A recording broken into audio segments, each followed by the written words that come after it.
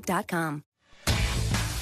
Hey, welcome back. It's time for the Keys to the Game. They're brought to you by your local Hyundai dealers. Yeah, the Nationals have really struggled against left-handed pitching, batting just .228. One guy who's been good against lefties, James Wood. So knock on wood, James hitting .271 with a .473 slugging percentage against lefties. Haphazard, there's Ian Happ. He's got a 9-game hitting streak going, folks, during which he's batting .412, and he's gone deep 4 times during that stretch. Sermon on the mound, and their pitcher is a rookie right-hander, Brad Lord. And that's all I got. Well done. Well done. We celebrate Derek Lee here today, Cubs Hall of Fame weekend. And when we continue, Nuggets from Elise Mennick.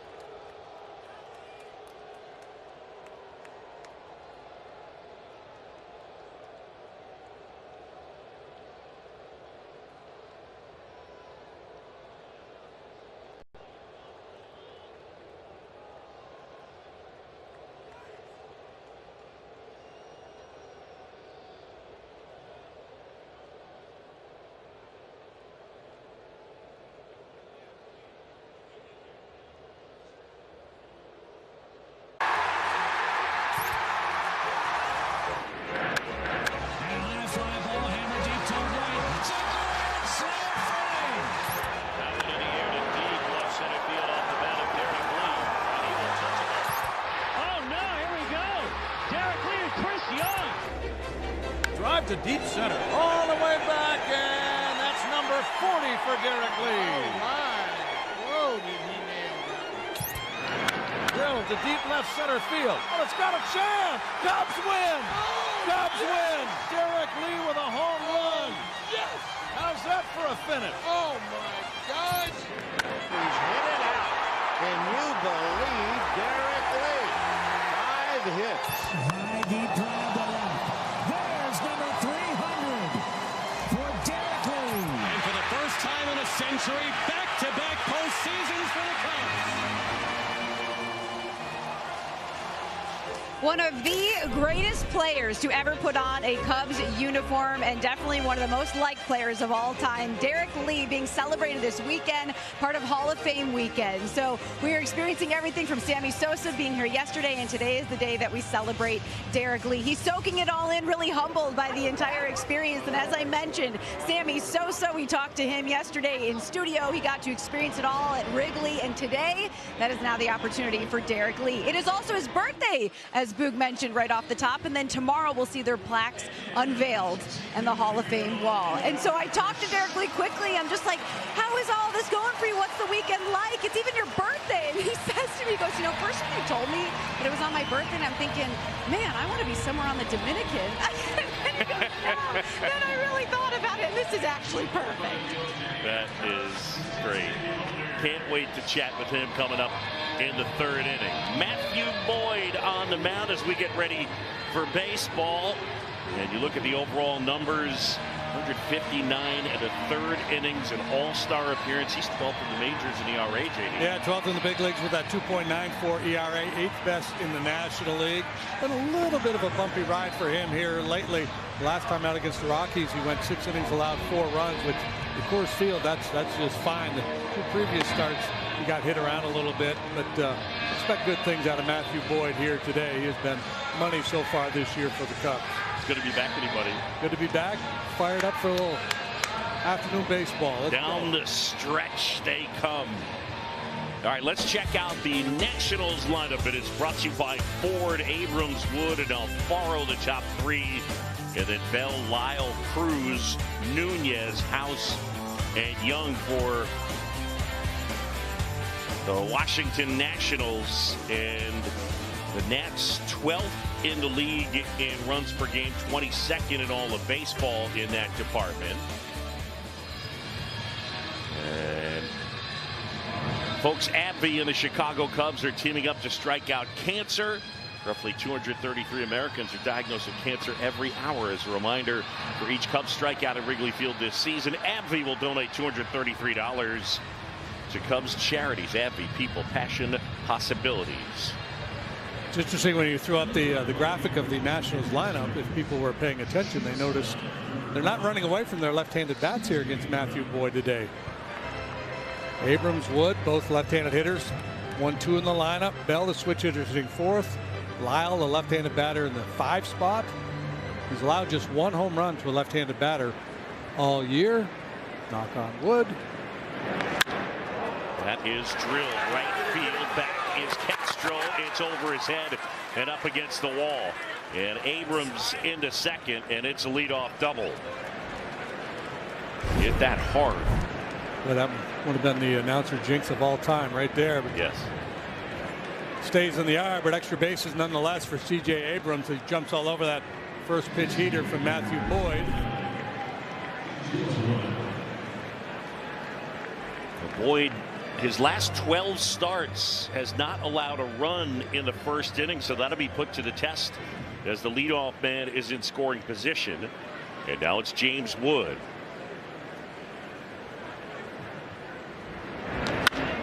And that's base hit into left field. Hack will charge and pick it up. And Abrams will stop at third. They're at the corners immediately and nobody out. Had 2 pitches into the game. Double off the wall and then solid single by Wood, who hits the ball the other way quite a bit. He hits it on the ground a lot too for a big strong guy. Kind of a unique approach.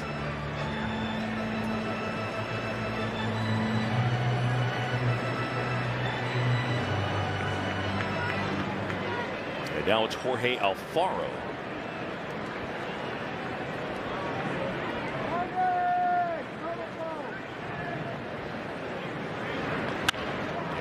One line, base hit out into right center field. In to score is Abrams. 3 pitches and 3 hits. 1-0 Nationals. Can we get a mulligan here? Went away from the fastball. It's a first pitch slider, and Alfaro fights it off, shoots it the other way for an RBI single. So the aggressive approach paying off for the Nats here. And now it's Josh Bell. Bell getting the start at first base. And ball 1. And the fans cheer because no hit. Fans are paying attention. There they are.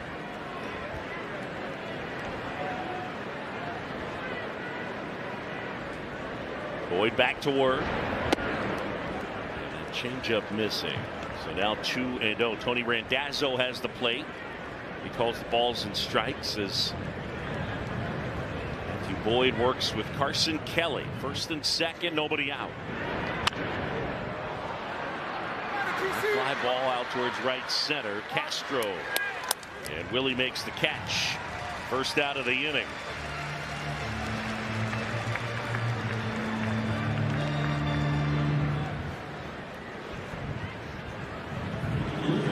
Last time Boyd allowed a run in the first inning was June 20th against the Mariners. So part of his success has been success early. JD mentioned it had been a little bumpier of late. Last 5, a 5.65 ERA. And first one to Dalen Lyle. One hop, and it kicks past Horner into right field. And now they got the runner caught off a second, but the throw comes into Bush. Alfaro went too far, but Castro's throw was coming home. So it'll be a base hit. Another first pitch swing. Good solid contact here for Lyle. He's been swinging a hot bat just off the glove there of Nico Horner.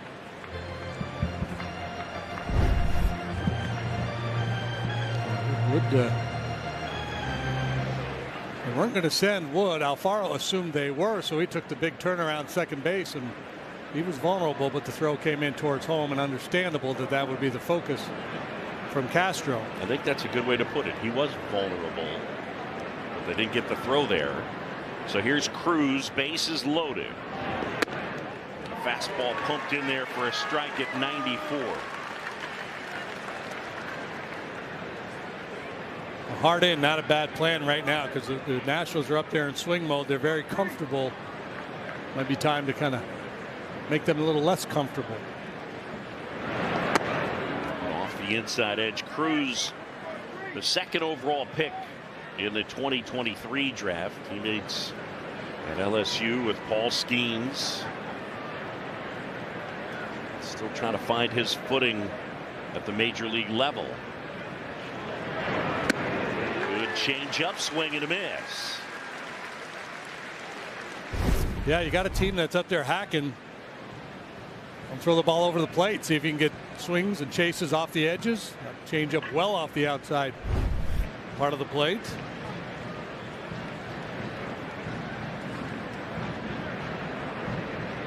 All loaded up, one out. Boyd delivers.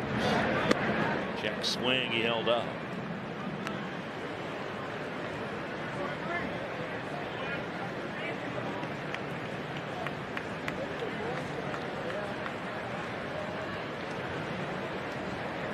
Wood at third, Alfaro at second, Lyle the runner at first. Swing and a miss, and Boyd able to get him with a heater at 95. There's 2 away. He went back-to-back changeup, and then just blew a hitter right by him at 95. Slow him down with the change of pace and beat him with the heater.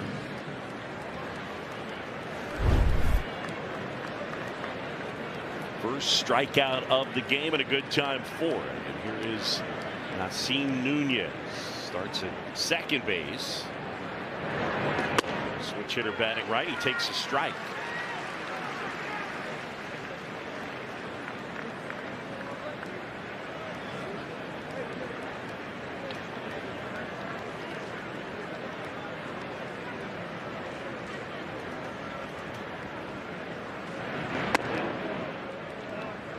We got 2 outs, the bases loaded, a run in, then 4 hits, and a total of 14 pitches. And a little squeeze, top of the zone. Boyd to 1-1. Chopped up the middle. Corner shovels it to Dansby Swanson, who steps on the bag, and all in all, 4 hits in the inning for the Nats. They only score once. Pretty good job of damage control. The Cubs will come up to hit when we come back.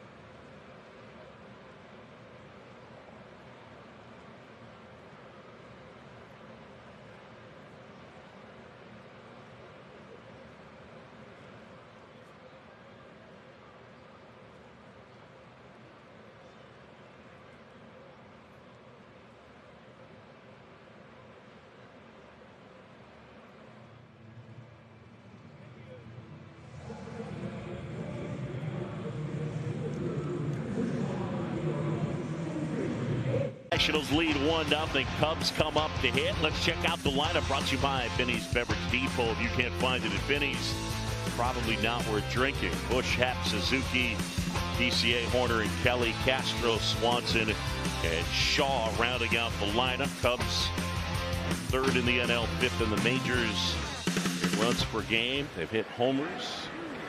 They had 4 of them yesterday. Bush fouls one off.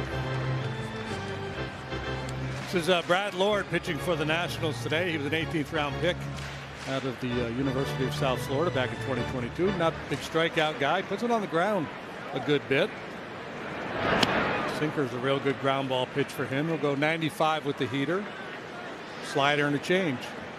Both the 4-seam and the 2-seam sinking fastball, part of his approach.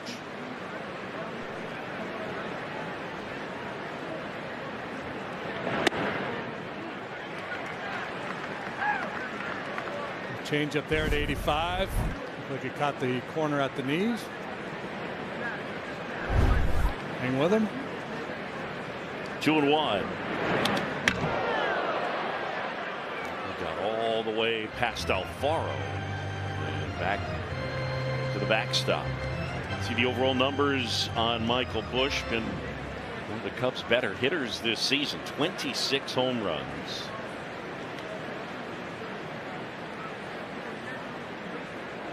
Numbers have dropped a bit in the second half. 3-1. Out off of the plate.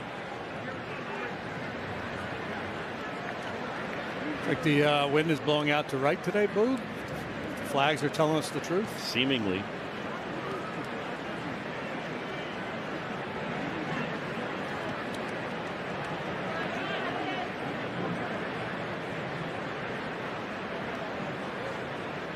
Lord looking in, he's ready.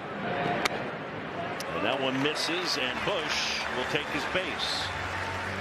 All right, so JD, you're facing this guy and you're thinking to yourself, man, I hope we don't face him on Sunday. And that's the Lord's Day.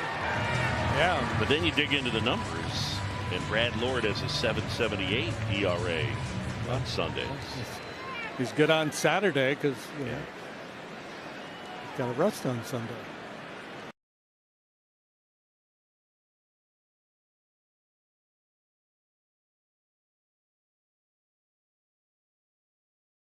In for a strike to Ian Happ. Happ has been red hot. Apparently, Lord matched up recently with Jesus Luzardo of the Phillies.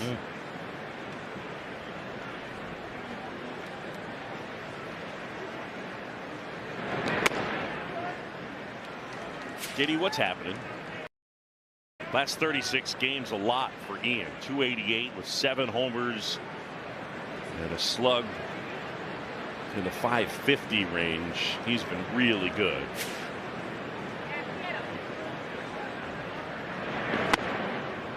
So the WRC plus weighted runs created plus. Yes. It's 100 is league average. So that's players' total offensive contribution adjusted to their home ballpark. Yes. Yes. That's my understanding of that statistic. Swing and a miss. And Happ is down on strikes. Lord goes up top with a fastball here at 95. A risk reward pitch, because if the hitter gets to that one, he could hit it a long ways, but he'll get it by Ian.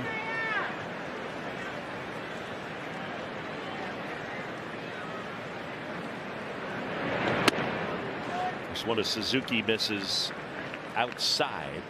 Seiya did a 244, 27 homers.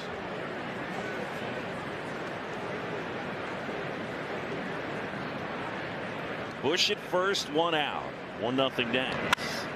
Chop towards third. House up with it to second. 1 on to first.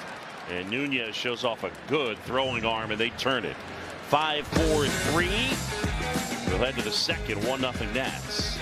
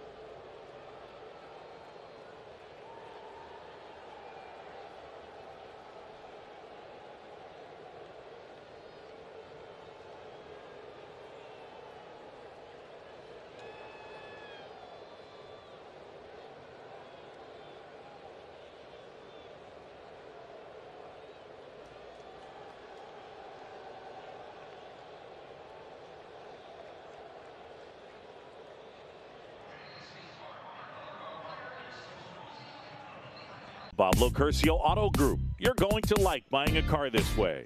Buy Circus Sports. And buy your local Hyundai dealer. Find the dealer nearest you at buyhyundai.com.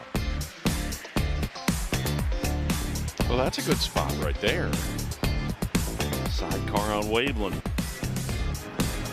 Matthew Boyd will get back to work. Nationals lead 1-0. They were aggressive in that first inning. A run on 4 hits. And Brady House will stand in. Now this guy, he's very aggressive. I wouldn't be surprised to see him go after this first one. Or not.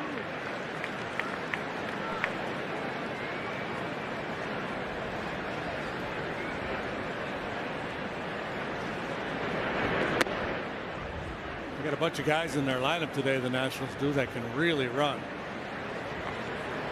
The running game's somewhat, more than somewhat, really neutralized Boyd out there because he's got arguably the best pickoff move in the game. Yep.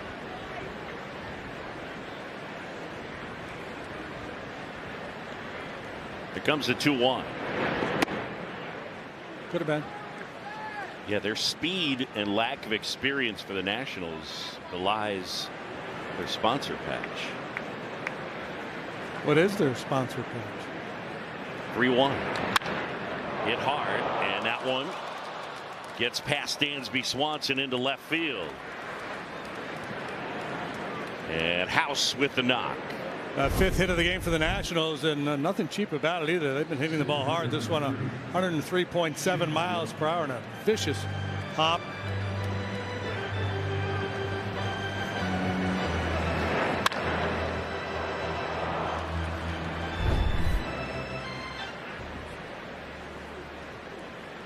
Yeah, that one smoked at Dansby Swanson. Here's Jacob Young, their center fielder, really good defender. JD, there's their sponsor patch. Oh, yeah. Okay.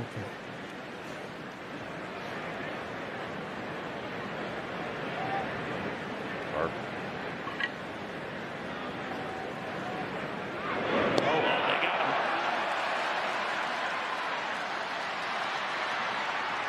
Corner to Boyd, puts the tag down.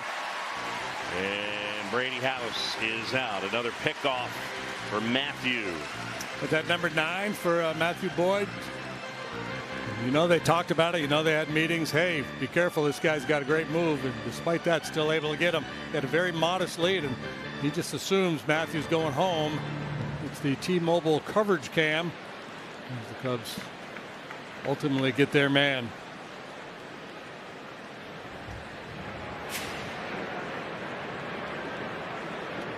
The 1-0 to Young. That one misses.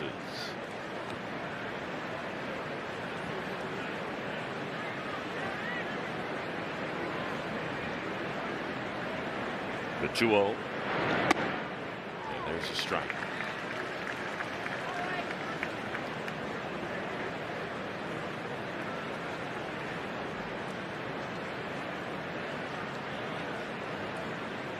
Two 1 to Young.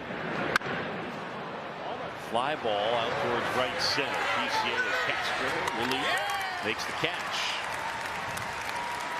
Downstairs, and Elise Menaker. So we get another look at that epic Matthew Boyd pickoff. And in talking to Ryan Flaherty just about this, we've mentioned the impact Tommy Hotovy has had on the pitchers, right? Like working on it a lot in spring training. And then there's that Matthew Boyd move itself. But Ryan Flaherty calling the pickoffs has told me that Craig Counsell, he's learned a lot from him as well. Like he's getting the sheet like, okay, here you may know when a guy is going to run, but watch the game, watch the body language of coaches, players, and get a good feel. So there's a little bit of mix in there between, you know, anticipating when he might go, but also reading the game and the players. And that last element, he loves the team component. That's what he calls it, with the tag, that it's a complete team effort, that play. And that's one of his favorite things about it. Well, the frustrating thing on that pickoff from the Nationals' perspective, he wasn't looking to run there. So it's one thing if you're trying to steal a base and you get picked off, but when you just get fooled that badly, you get a 1.5-step lead, and that just speaks to how good his move is. And I think what really makes it so good is that little drift he does. We'll get another look at it, how his body starts to drift towards home plate. And I think that's what the hitter reads. He said, okay, he's going home. Got him reaching there, popped up, and Swanson has it. And Boyd faces the minimum. 1-0 midway in the second.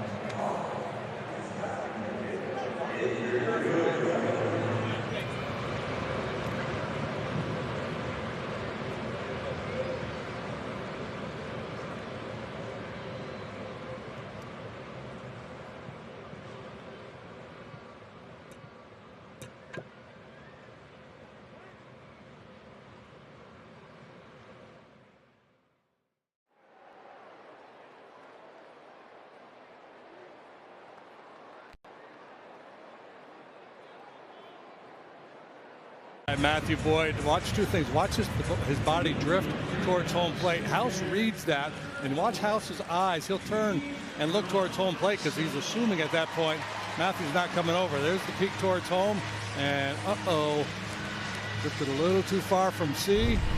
Now just a matter of executing the rundown. Cubs lead with 21 pickoffs.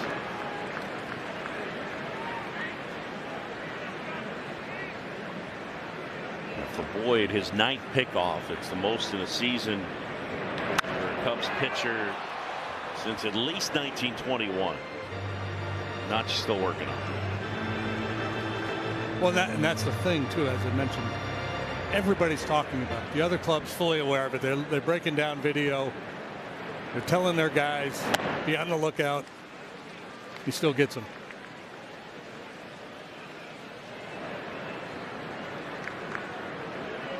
One and two now on Pete Crow Armstrong.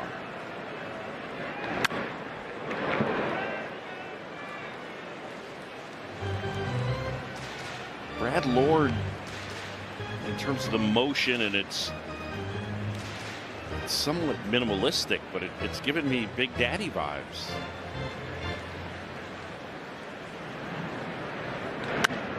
Line drive, curling foul. Right. It's not that max effort. Kind of a short stroke, sinkage. Yeah. Let me see. I'll have to find some video of Big Daddy. It's a little bit of a stretch, but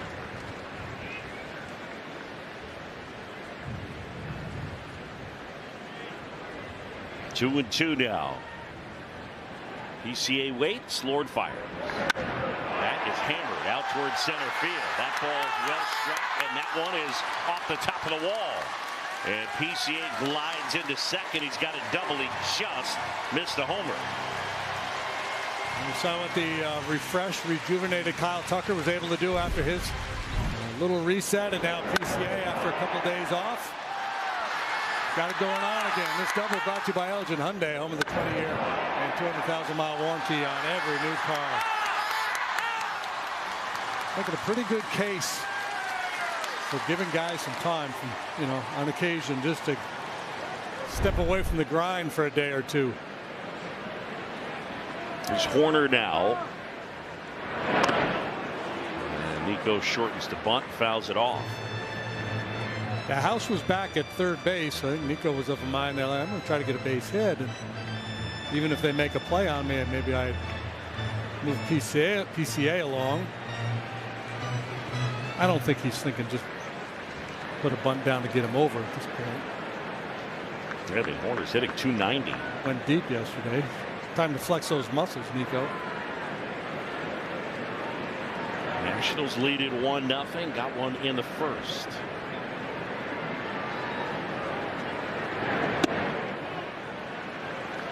Trey Turner leads the National League with a .305 average. He's the only player in the NL with an over .300 average.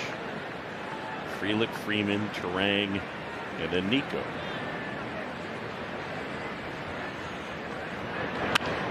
On the ground up the middle, Abrams gathers it up. Gets it over to first. On the play, PCA to third, one down.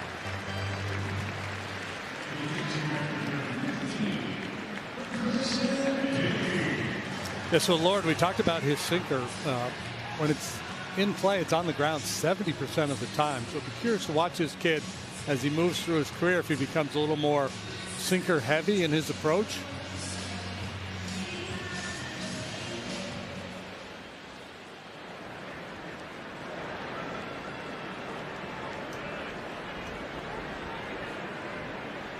Infield squeezes in. Carson Kelly takes ball one.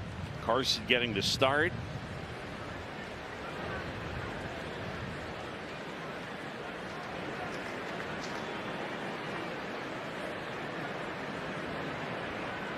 The 1-0 downstairs.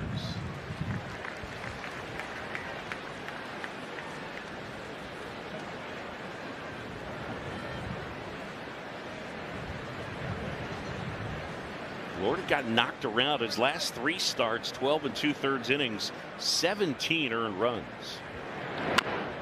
Little roller to third. Here comes PCA. Good score. And a nice pick at first by Bell. Kelly, the RBI ground out, and the Cubs are on the board. They've tied it up at 1.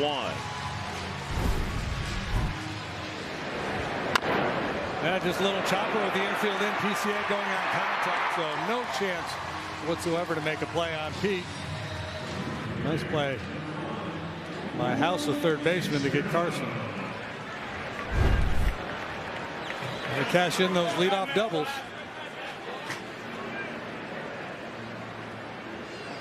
There's Willie Castro now. And it'll be a pitch clock violation.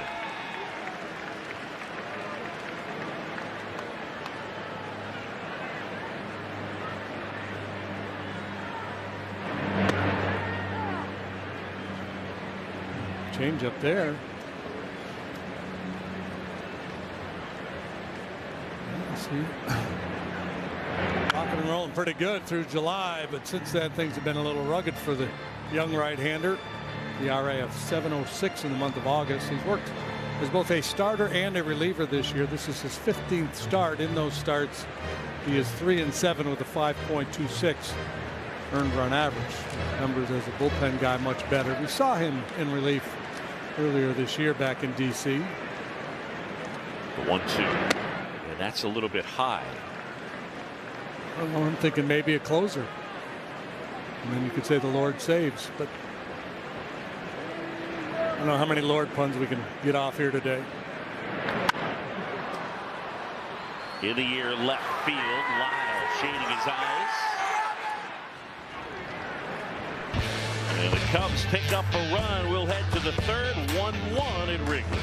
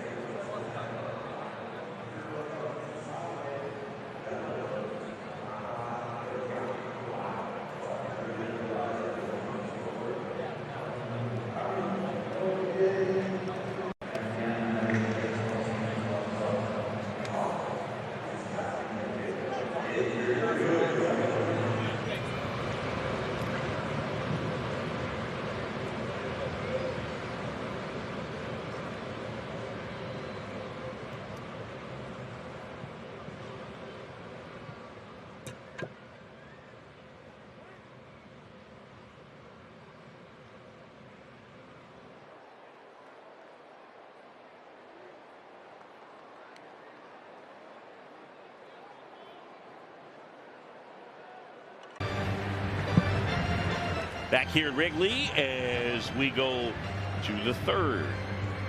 The Cubs and Nationals tied at 1. James Wood stands in. Matthew Boyd back to work. Bottom of the inning will be joined by Cubs Hall of Famer Derek Lee.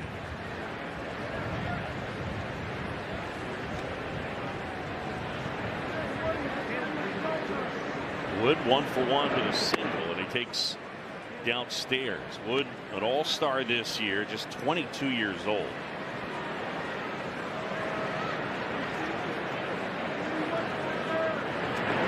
Part of the haul in the Juan Soto trade.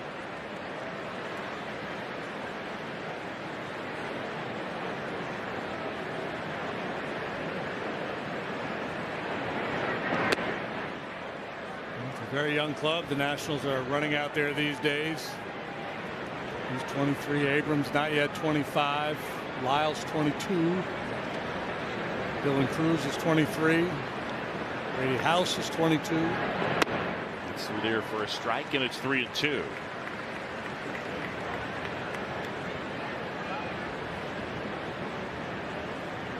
Strikeout's been a problem for Wood. Boyd ready, 3-2.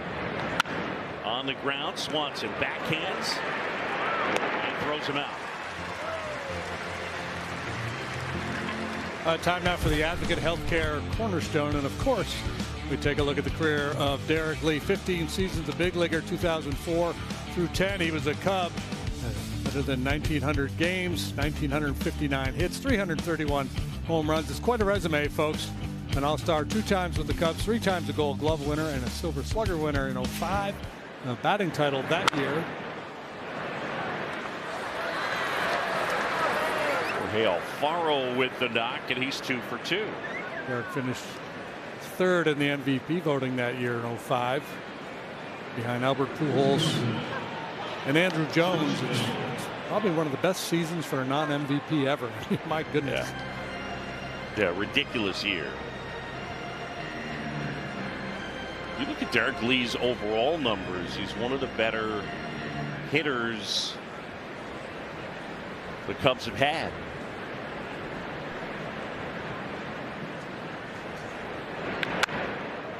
As Bell pushes one foul. And by all accounts, a great teammate, great in the room, as they say, to borrow from hockey.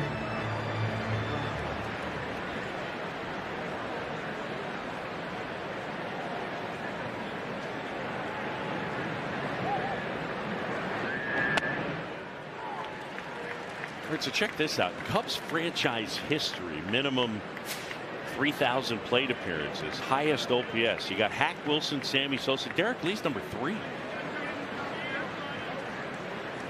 I mean, that's the big boy club right there. Yeah, it is.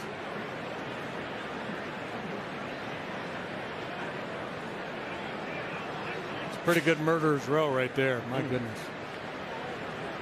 1-2 down. One out, man at first.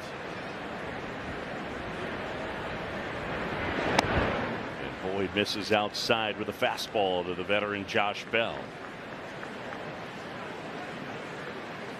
Bell getting to start at first base. Most of the year, Nathaniel Lowe was the Nationals' first baseman. They released him middle of August, and now he's with the Red Sox. That one back to the mound. Boyd to Nico at second, on to first, 2. A double play, and Boyd uses the defense to get out of the inning. Derek Lee will join us when we come back.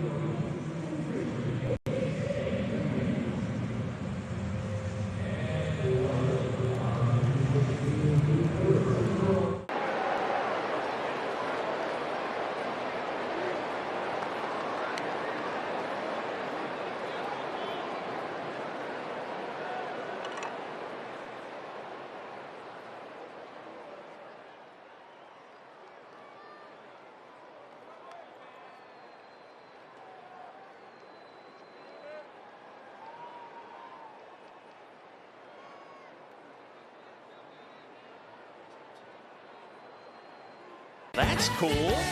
Hall of Fame weekend. Sammy Sosa, Derek Lee, 1-1 bottom of the third. Welcome back. And here in the broadcast booth, it's the birthday boy. 50, Boo. 50. It's a big number. That's my just a number. gosh. Nothing but a number. It's a big number. I met you when you were 22 years old. Known you a long time. It's pretty wild. Congratulations. I want to get right into our dorkiness, and that is Chick-fil-A nugget of the game. Most birthday homers ever.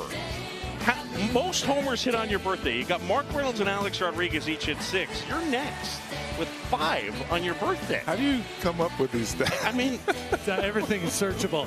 Everything is searchable. Look hard enough, you lead the league in something. The look on his face. This is what you hit on your birthday right here. You hit 347 with 5 homers, 16 runs batted in. You slugged .694 in 14 birthday games. So what you're saying is Counts should have got me the lineup today. I mean, and in the late stages against the lefty, we talked about it up here.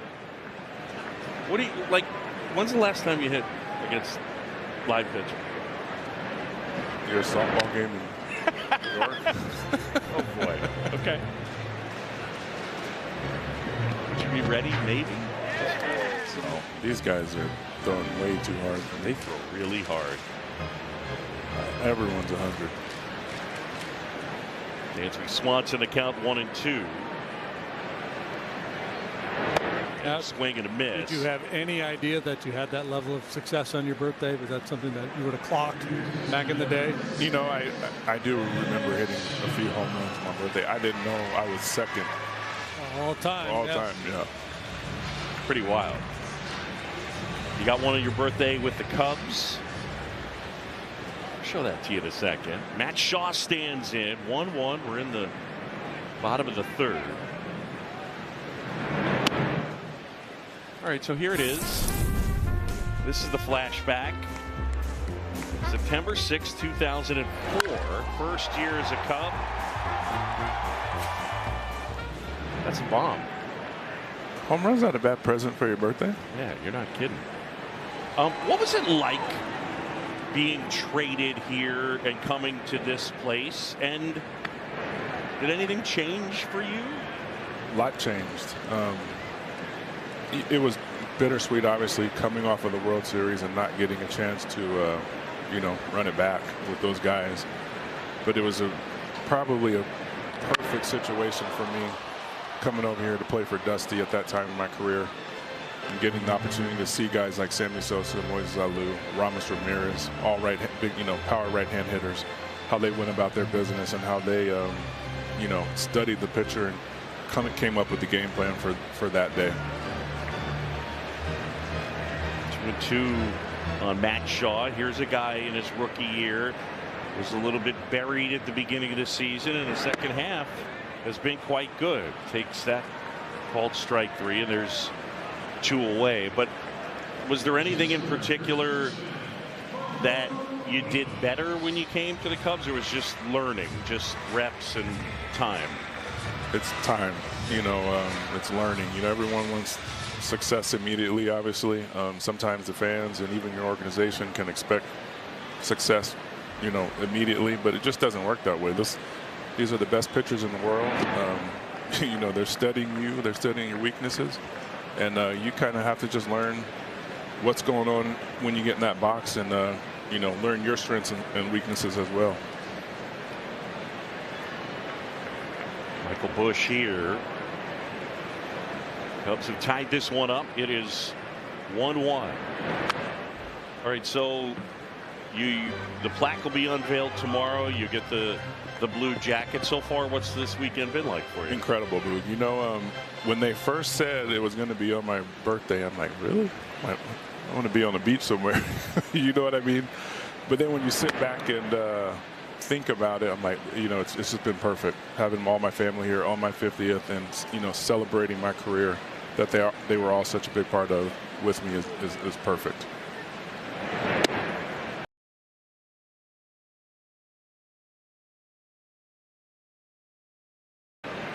And are you singing stretch today as well? Okay. Or you and Sammy will do it tomorrow? Yeah, but my plan is to get like 3 words in and hand off There to he my goes. daughter. Yeah. Oh, your daughter. Yeah. Turn over to the expert. Okay, Yeah. I like that. I like that. 3-1. Swing and a miss. Does it still resonate with you when you have somebody come up to you and you were their dude? You were for a younger person. They're like, man, I watched you. You were my god. You know, I had someone today that does resonate with me, and it makes you feel good. And you know, I think that's why we like to be on the field every day, because you never know what you're going to miss. Yeah. It's great to see you. Congratulations. Happy birthday. We got to cut this short. You're in demand. Happy birthday, Derek Lee, Cubs Hall of Famer. So awesome to visit with you. 1-1 and a 3.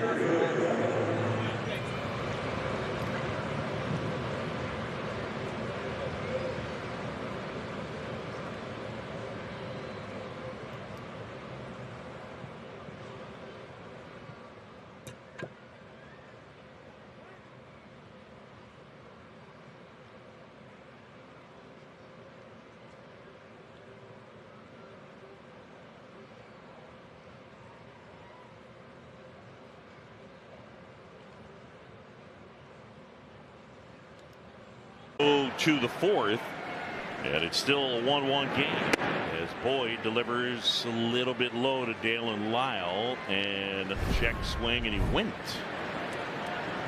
and it was a strike.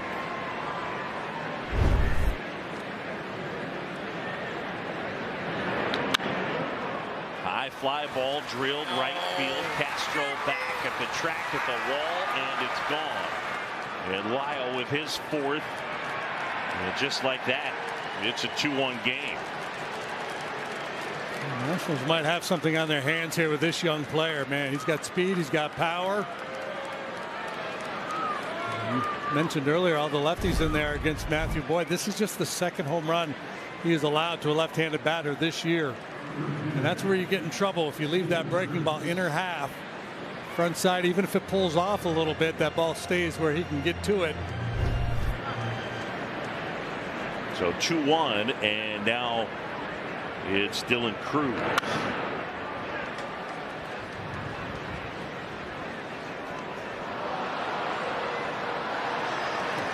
So Lyle with a single and a homer.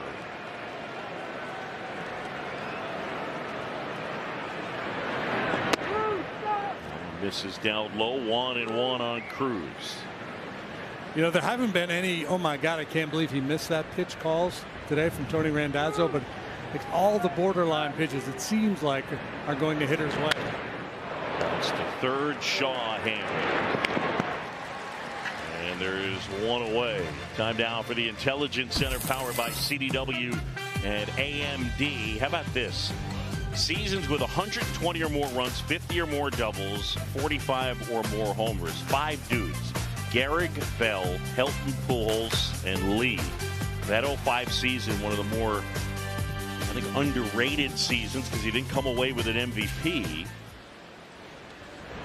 Really fun to get a chance to catch up with him. I was bummed we couldn't keep him a little bit longer, but we get a chance to see him tomorrow as well.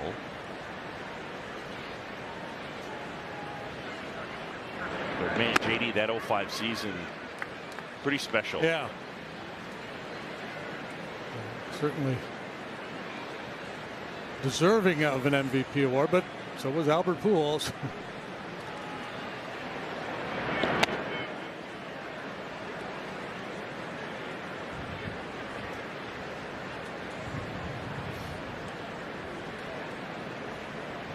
And he finished third. Andruw Jones finished second. Breaking ball down and in, and now 3-1 on Nunez.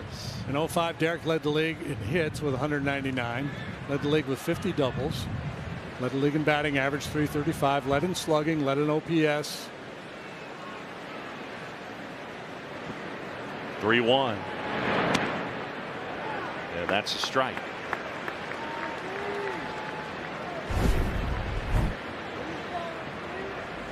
Just got the edge.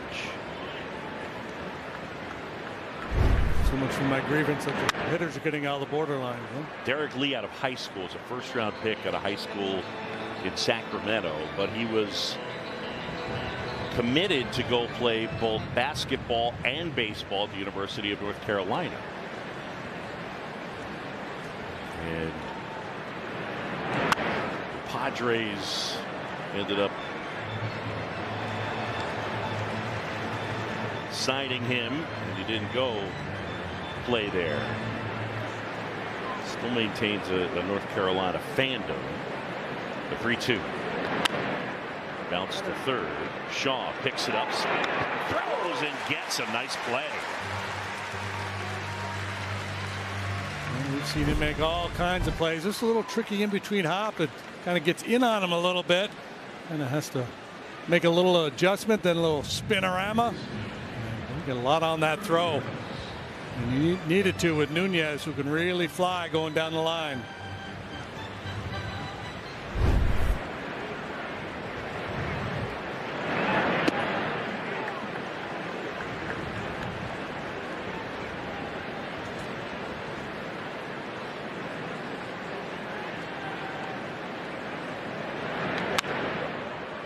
Fly ball out towards right field. Castro there. And he's got it.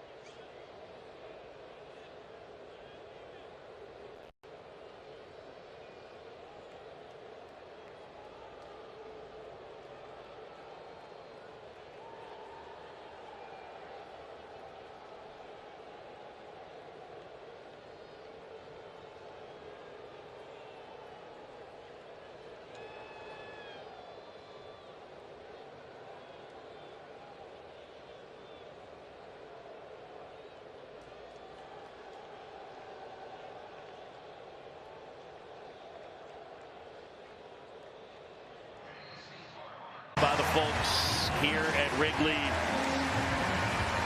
His wife Christina is to the right there. I love that he's got the "It's my birthday" pin on. So good. How about our Indeed player resume? I mentioned a first rounder, 14th overall out of El Camino Fundamental High School in Sacramento. Number of the Sacramento Sports Hall of Fame, along with his dad Leon, Uncle Laron Lee. And he's the last Cub to hit 40 homers in a season, and the last Cub to win a batting title. All right, this is a true story. Okay. This is how long I've known Derek. So he debuted as a 22-year-old in 1998 with the Marlins. I got to know him that year. The next year, you know, you start to get comfortable. Probably right around the same age. And I still can't believe that I did this, but I did do this. I was like, so we're a year into it, and I said, all right, so Derek, you were going to go to North Carolina. You were going to play basketball and baseball. And he said, uh-huh. And I was like, are you going to play, or are you going to be one of those guys with like no name on the back of your jerseys, like waving the towel like at the end of the game?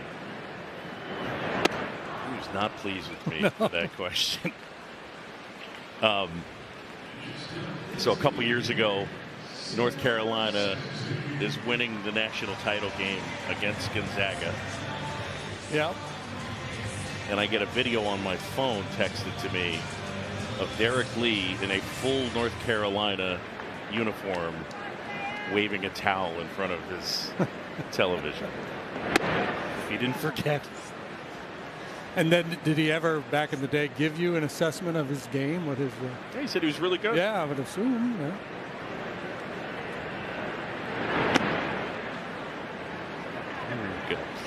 Were you going to be one of those guys with no name on the back of your jerseys? And it just hooking arms together on right, one that's knee. right, hooking arms together and waving towels.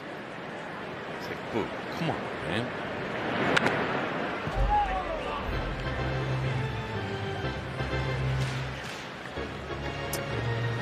You know, that's 4 in a row. I think Florida struck out here. Yeah.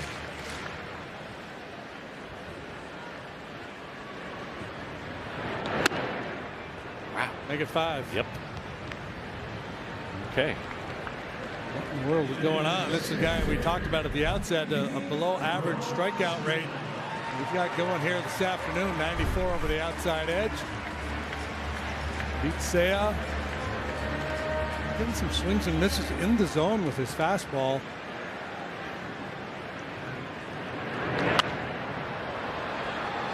Popped up. Get out of play. Yeah, I mean, he's struck out 6, and he's been pretty efficient with just 55 pitches. Yeah, just 2 base runners. Leadoff walk to Michael Busch in the first. He was erased on the Suzuki double play, and then the leadoff double by PCA back in the second. Cubs have been out hit 7-1 here this afternoon. On the ground, but foul. When Berry handles it.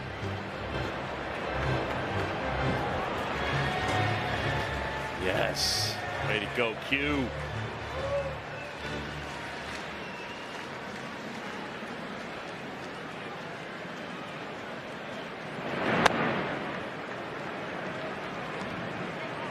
Thought he was going over to give it to Elise. Down there yelling, me, mine. Please. He does that all the time. He's really good. Swing and a miss. PCA is gone. And Lord strikes out the side for the second straight inning.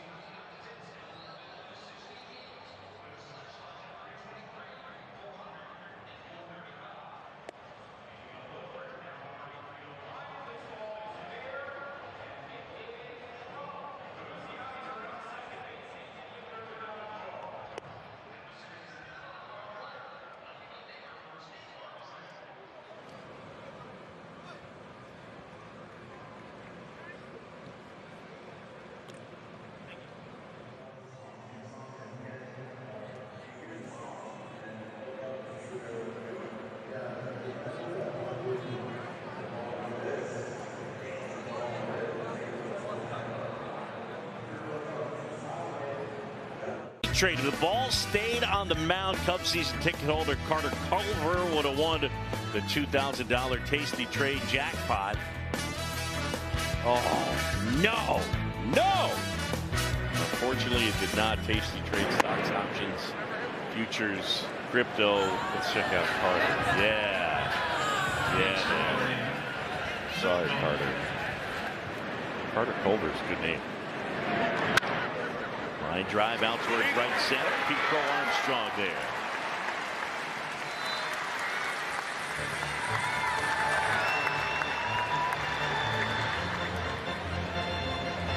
So Boyd gets the first out here in the 5th.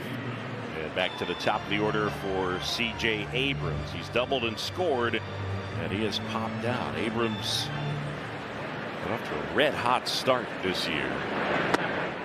Swings and misses. First 72 games, an OPS of 855. Last 52, it's been 659, so down close to 200 points.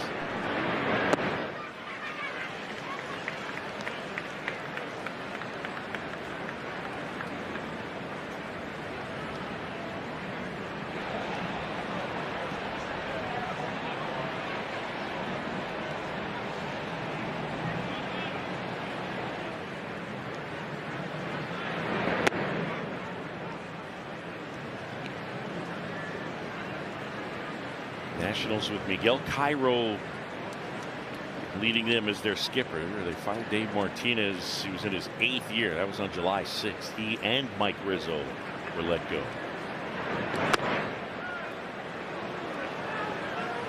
So they got a lot of decisions to make. Manager, general manager. Roster. 2-2. It's inside, and that hit him. Bob Carpenter's retiring too. Yeah, they're gonna have to find a new play-by-play man for TV. Congratulate Bob on his upcoming retirement. He's had a heck of a run. Harp on the right, Kevin Franzen on the left. Yeah, he's had a magnificent career. Guy who's done work locally, nationally, and makes a real good scorebook too.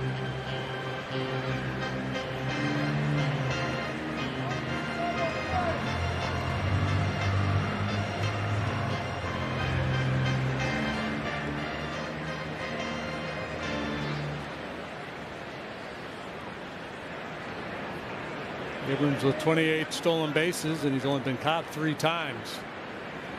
And again, the pickoff move of Boyd shut him down. We'll see.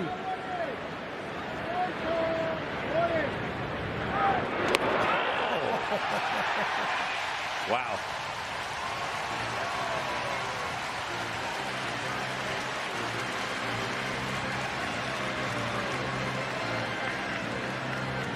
Will not challenge. Second pickoff of the day for Matthew Boyd. Got Brady House back in the 2nd. And after the 1-out single to Abrams, yeah, they got him. Good tag by Michael Busch. Again, he's got a very modest lead. And again, the head turns towards home plate as he sees that front shoulder kind of drift a little bit.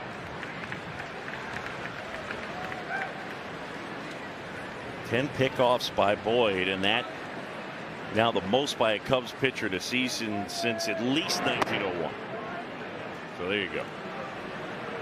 I think Hippo Vaughn had a real good pickoff move.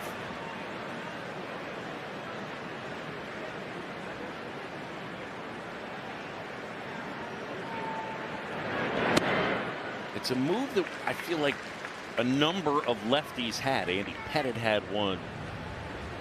Jimmy Key had one. Steve Carlton had one. Well, everybody's got some variation of it, right? But some, you know, just certain. I mean, those guys you just mentioned kind of stand out above the crowd. For me, Boyd and Pettit are the two that I really. And then a kid I played with in the minor leagues that will mean nothing to you. A fellow by the name of Mark Shiflett. An unbelievable pickoff move. Was he a lefty? He was a lefty, yeah. Okay. 2-2. Swing and a miss, struck him out. So Boyd picks up his second strikeout of the day and faces the minimum. Beautiful shots from our Megalodon camera powered by Nissan. Nissan makes cars that thrill. Experience and thrill yourself today. Shop NissanUSA.com.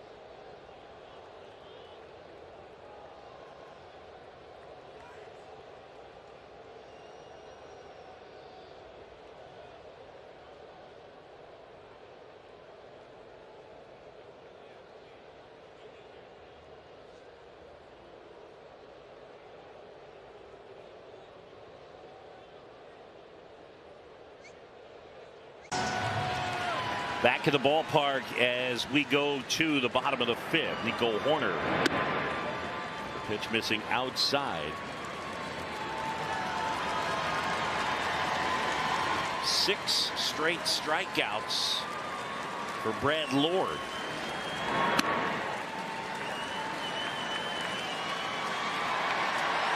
There's a lot of cheering going on. Yeah, something going on. What happened? Now. Somebody got engaged. I think somebody got engaged. Maybe somebody got married. Maybe just a game. Pitch in for a strike. Not going to strike out Nico, is he? Nico hardly ever strikes out. 3-1 down.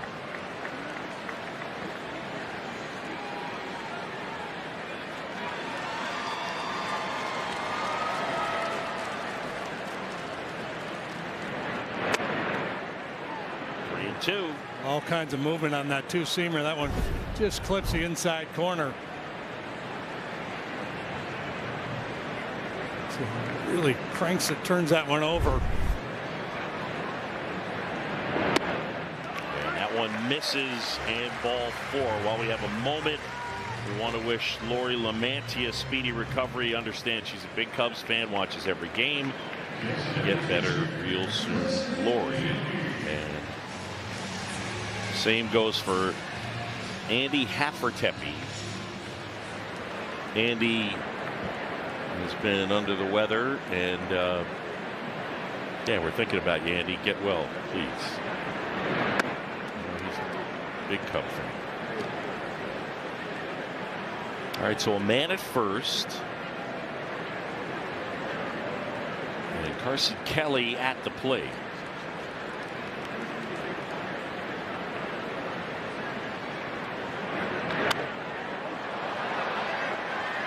Popped up Alfaro.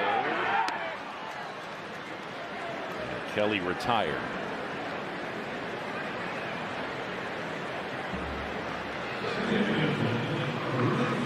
You know the origins of under the weather? Tell me. So, it's a nautical term. So back in the day, if a sailor was not feeling well and the weather was bad, he'd go down below to get out of the weather. So under the weather, you were sick and you were literally under the weather, right, protected from the weather.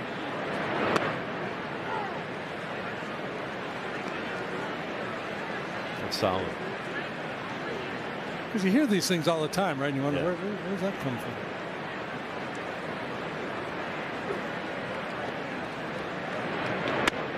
Castro swings and misses.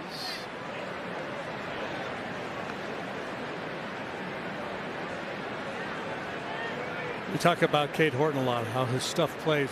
Craig Counsell talks about it a lot. But he has the ability to beat guys in the strike zone with his stuff, and that's what we're seeing from Lord here today. You know, normally, if you're going to generate a lot of swings and misses, it's pitches that run off the plate that you get chases. He's getting swings and misses in the zone. Yeah, it's, you know, good lively fastball with. It's not 98-99, but it's 94-95 with real good movement.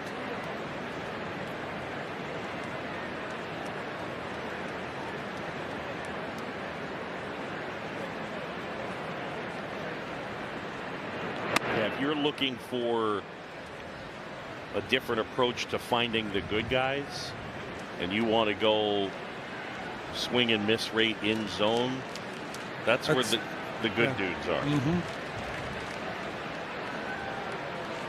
2-2.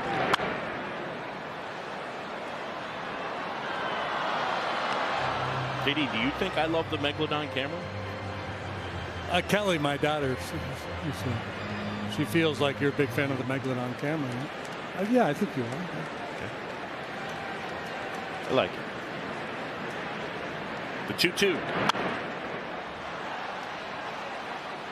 95 right through the heart of the zone, fouled off by Castro. There's the Meg doing its thing. Yeah, it's a Megalodon camera. It's better than that. Gladden on a Saturday. Fall-like day here in Chicago. Breezy, cool.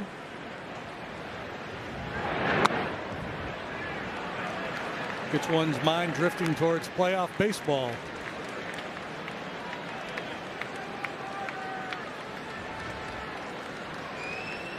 Horner's at first. There's one out. Castro back in, awaiting a 3-2 from Brad Lord. You run Nico here. Nope. And that one misses. And now two are on with one out.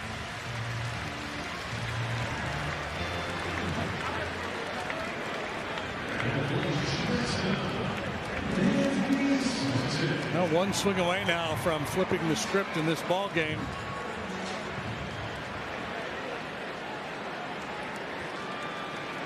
Dansby hit home run number 22 yesterday. Came with a couple of men aboard. That's that home run. Yeah, let's enjoy. One of four the Cubs hit in yesterday's game. Tried to sneak a piece of cheese by him upstairs, and he unloaded on it.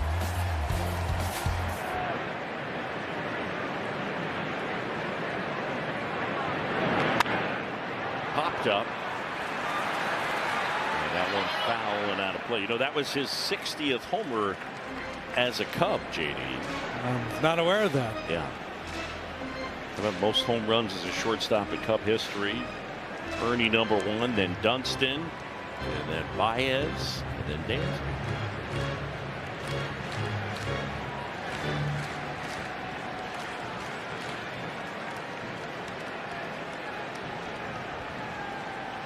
Two on, one out.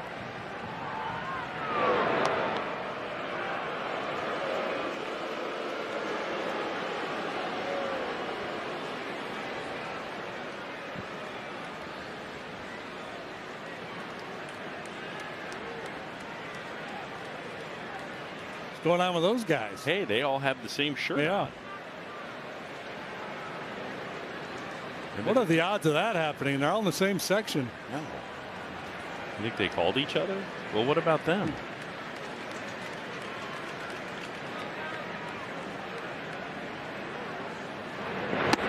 Check swing, went too far. It's a strike, 1-2.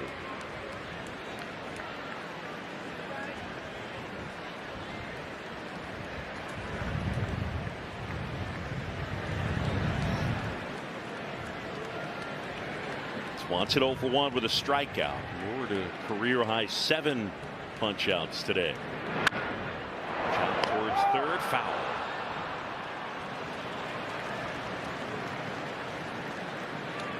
Clint Vondrak on the call.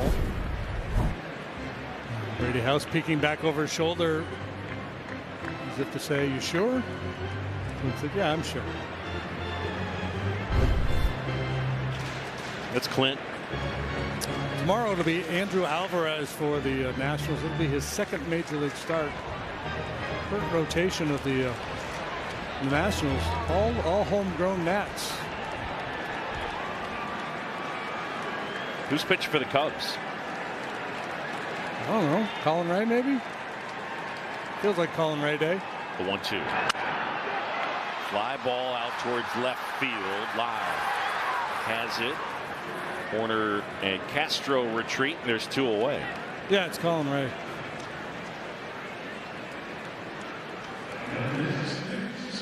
And you know, speaking of Colin Ray, yeah, he's from Cascade, Iowa. Yep. This is the birthday of the Hall of Famer Red Faber.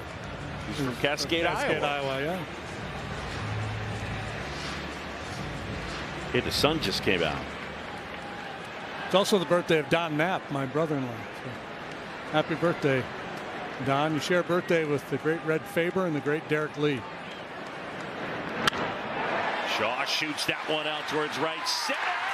Oh, what a play outright by Cruz. On the run, he hauls it in and steals extra bases and 2 runs from the Cubs.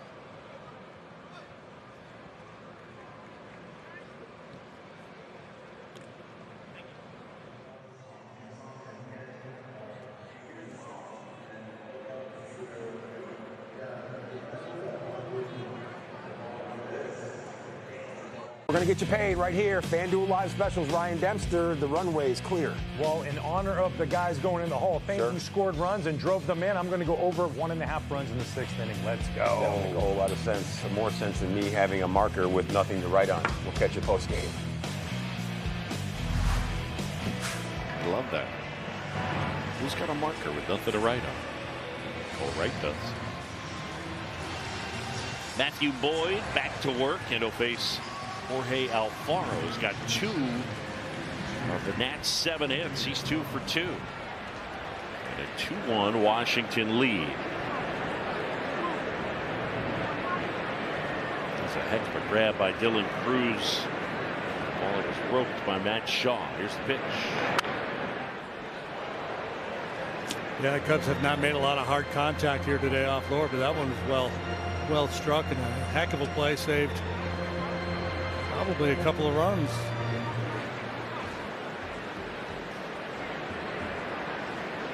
You'll one.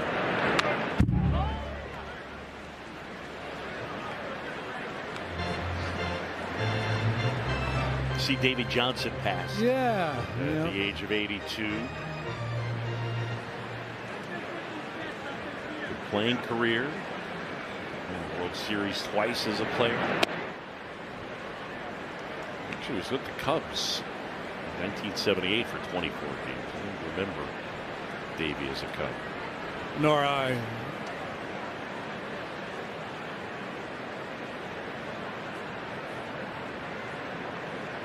The 1-2. Swing and a miss. Struck him out. And Alfaro is gone. The last of his managerial stops with the Nationals 2011 through 2013. Prior to that, managed the Dodgers, the Orioles, the Reds, and of course the Mets.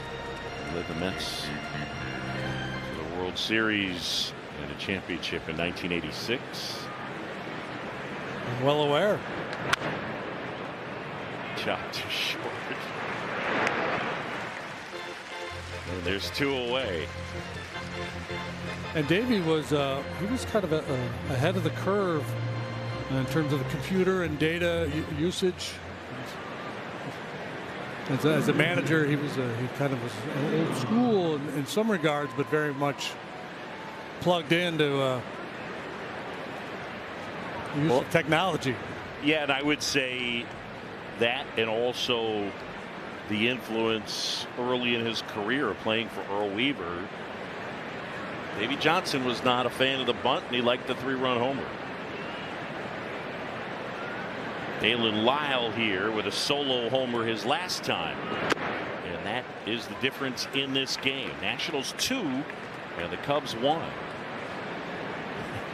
Not a bunt. Don't hit bomb skis.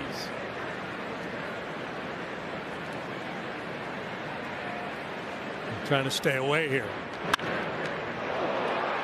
Boyd grabs, throws the first. Bush hangs on to it. And a 1-2-3 go the Nationals.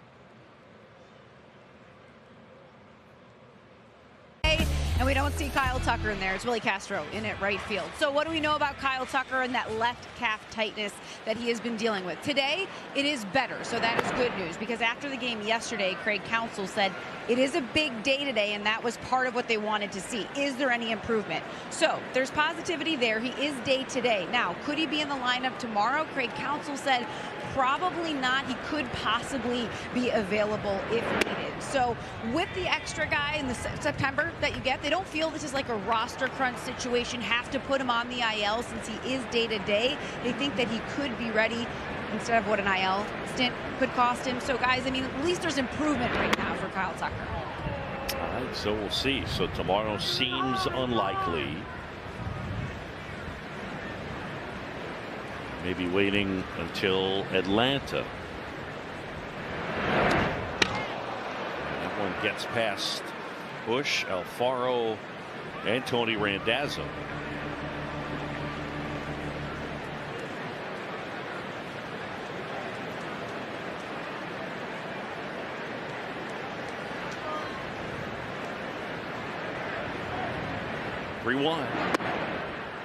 And Bush will take his base. So Michael on for the second time.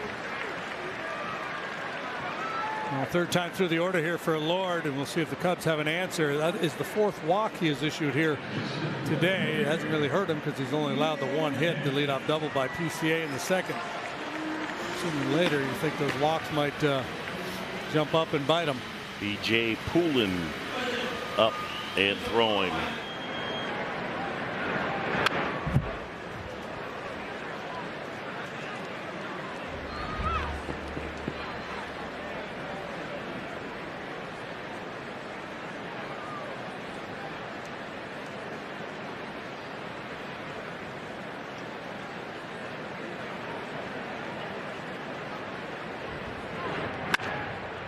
on the ground, right side. Nunez to Abrams on to first, and it'll go 4-6-3. During this series with the Nationals, the 50-50 raffle will have a guaranteed jackpot of $50,000. Fans in Illinois can purchase tickets at Cubs.com/raffle or from a raffle ambassador here at Wrigley Field for the 8th inning of each game. Over 55 already.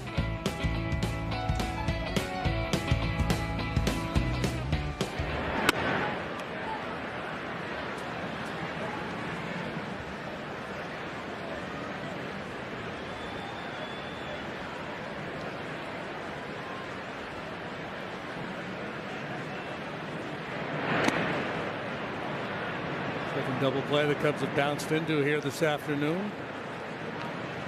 Really haven't hit that many balls in the air, and just 2 or 3 really well struck balls. The kid's been really good today. That's hard hit and up the middle, and a knock for Seiya. They need to get him going. Miguel Cairo out of the dugout. That's going to do it for Lord. Yeah, Seiya, he might be the candidate and the next guy to get a reset opportunity.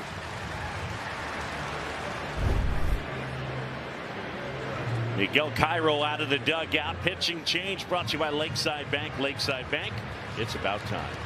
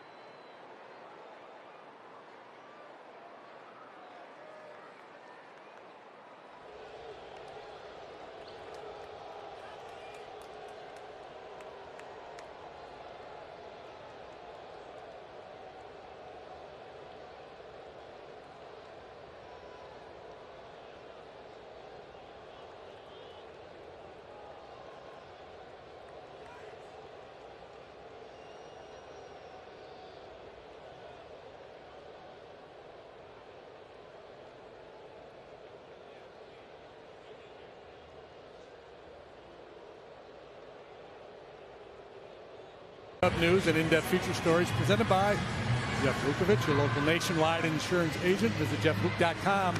Nationwide is on your side. JD, you see we got that kid on TV. Yeah, it's his birthday. Yeah. Well, his sign said pretty please. So. Yeah. We got him on there. DJ Poulin, the chainsaw. He was a waiver claim back in August by the Nationals from the Tigers. 17 innings and a 1.59 ERA. Not an overpowering guy. Does that a lot. Sweeper. The chainsaw? Didn't Poulin chainsaw, isn't that a thing? Isn't that a brand? I feel like it is.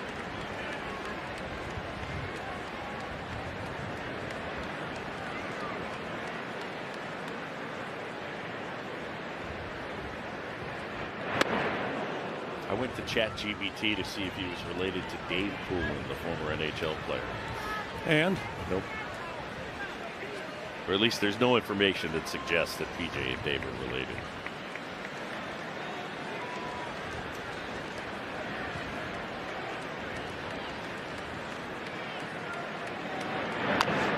It's a foul. And Pete. Aye. That's right. He'll ramp out, and where did that get him for it to carry him the way it did?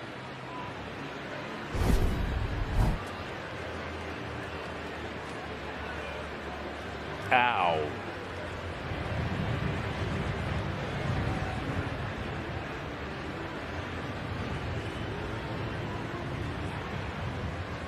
Don't hurt those legs, man.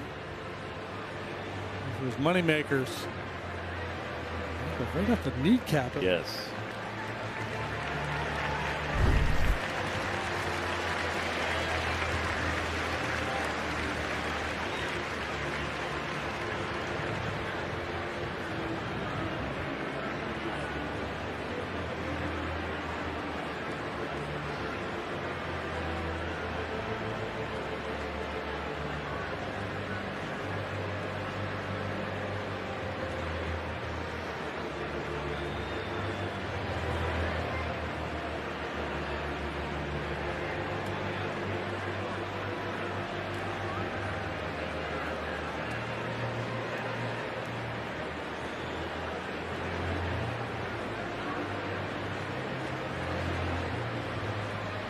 Yeah, don't be in a hurry here, right? Make sure let that pain subside. No question.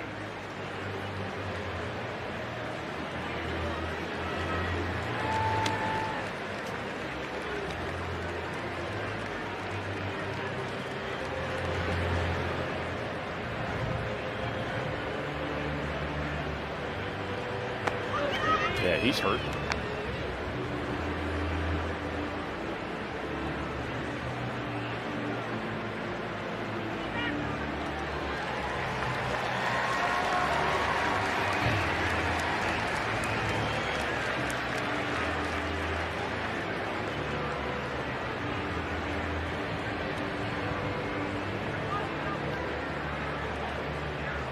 This is where I think the game has become a little more civilized. In that, I think back in the day, the guys in the other dugout giving them grief.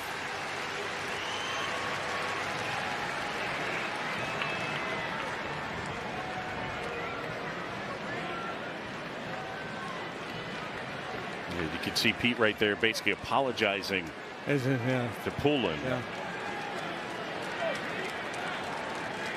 1-2 here.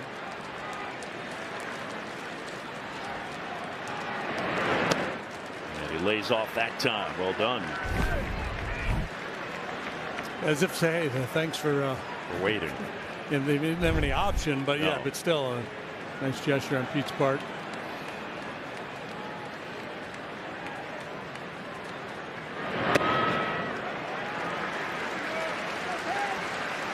Yeah, I do think that that's one of the things with Pete at just 23, but just having an awareness of stuff like that goes over well with older players. 3-2. Here we go. Man at first, 2 down. And that one misses. And ball 4. So now 2 aboard with Say at second and PCA at first. He's still in a little bit of discomfort there. You saw him going down the line. It wasn't a real clean running stroke. It was a real good take. The guy that hardly ever walks really earned that free pass. Couple chase pitches there from Poulin, and he does a nice job laying off. There's Jim Hickey, the former pitching coach. Been with the Nats a good while now.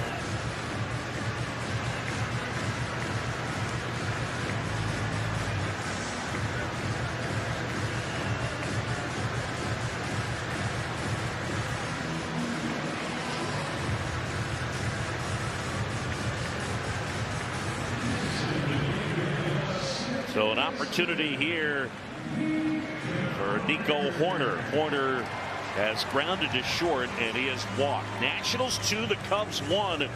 We're in the 6th. The Cubs have been held to 2 hits here today. Suzuki out there at second. Pete Crow Armstrong, the runner at first. The pitch.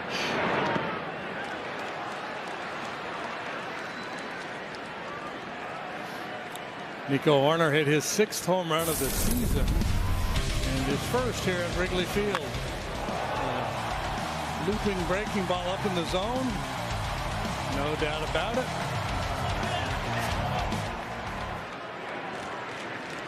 The 1-0. Swing and a miss. Hoerner's been great in these spots this year. Only Bo Bichette and Bryce Turang have been better with men in scoring position. Time call.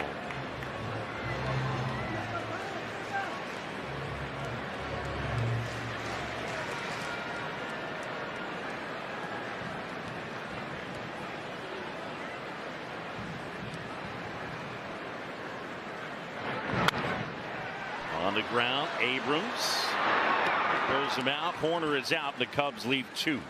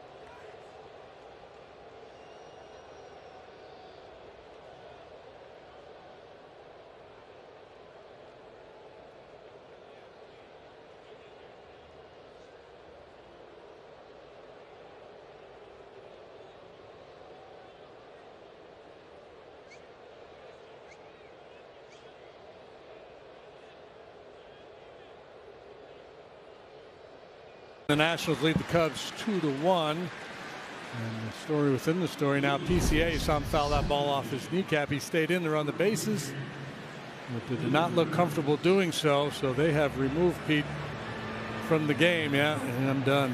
See it right there. So as he hobbles off, Kevin Alcantara will take over in center. Assume PCA spot in the batting order.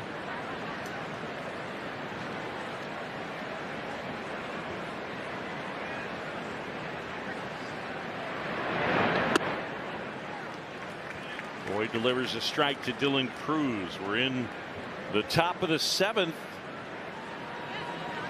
It's a 1-run game.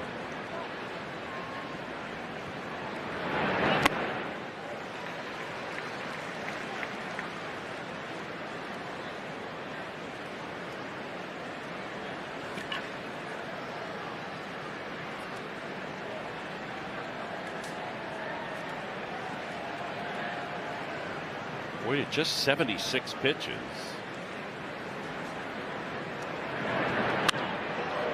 Fly ball left field, half back near the wall. He's got it.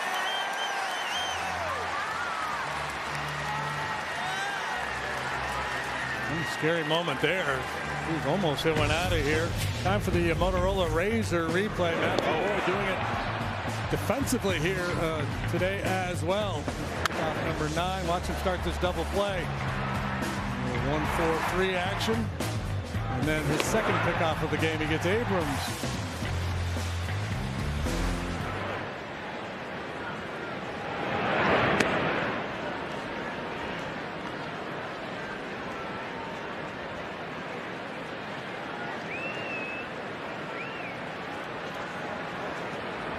The 1-0 to Nunez. Good pitch. Yeah, it was. This is Matt's second start against the Nationals. He faced him back on June 4th. He pitched really well that day as well. 7 innings, 7 1/3, excuse me, 2 runs allowed. He was on the wrong end of a 2-0 Nationals win. That was the game where Mackenzie Gore was so good for the Nats. Here comes the 2-1. Change up for a strike, now 2-2. This one over the outside edge.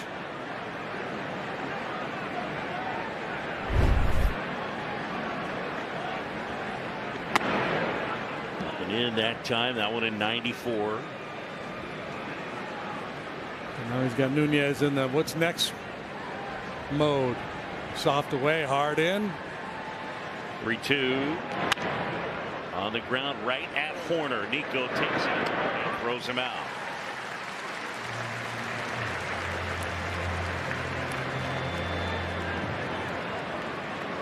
So 2 away now, and the batter will be Brady House. Nationals lead it. 2-1 game.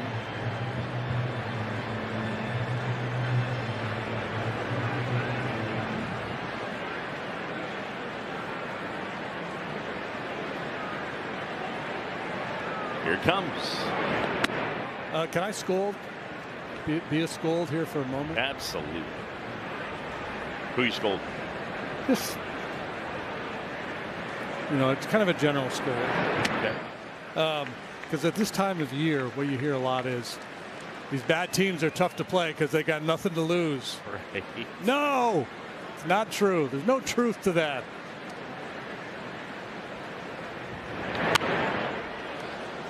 No evidence to support that bad teams are hard to beat late in the year because they're free and easy and they've got nothing to lose. Evidence would suggest otherwise. Okay.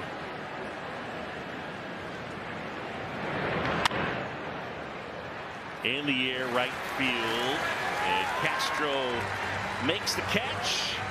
And 1, 2, 3 go the Nationals. It's time for our 7th inning stretch, and it's brought to you by Budweiser. This Bud's for you. Today's guest conductor for Take Me Out to the Ballgame, actor, comedian, and Chicago native Jeff Garlin. Hey, Chicago, what do you say? That's right, you heard it. Now I'm blowing out my voice. All right, a 1, a 2, a 3. Take me out to the ball game. Take me out to the crowd. Buy me some peanuts and Cracker Jacks. I don't care if I ever get back, for it's root for the Cubbies. If they don't win, it's a shame. For it's 1, 2, 3 strikes, you're out at the old ball game. Let's get some runs.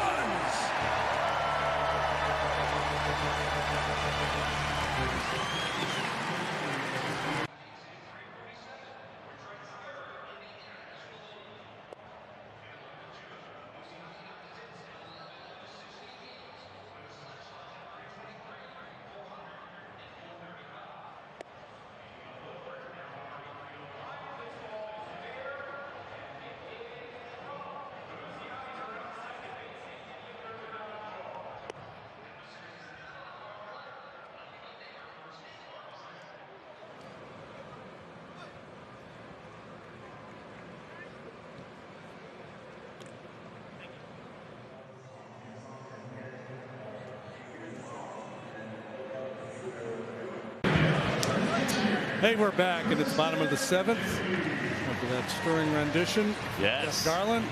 Cubs have been ordered to score more runs, and they'll have to do so against Clayton Beeter. The right-hander is working for the 17th time, 16 1/3 and a 5.51 ERA. He can strike you out, but he walks too many. In that small sample, that has been the case. Well, the bullpen has been an issue for the Nationals. It's been better of late, but still for the season, last in the majors in bullpen ERA, 5.37. Yes, worse than the Rockies, which is hard to do. Yeah. And there's been a lot of turnover, right? I was looking at the names in that bullpen and trying to think back to when we saw them earlier in the year, and it's not many guys that have that are out there now that were there when we saw them back in June. Look out.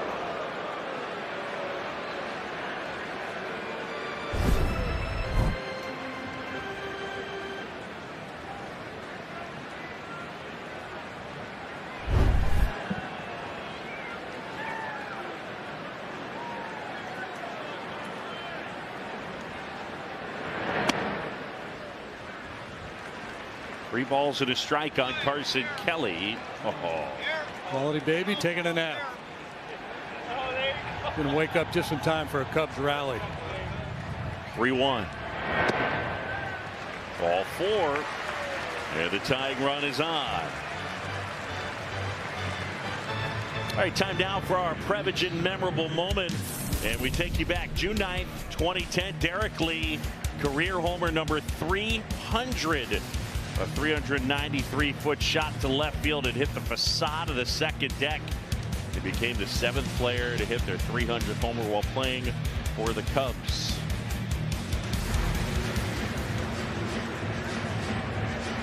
Is that off Randy Wolf? I think it was the Wolf Man.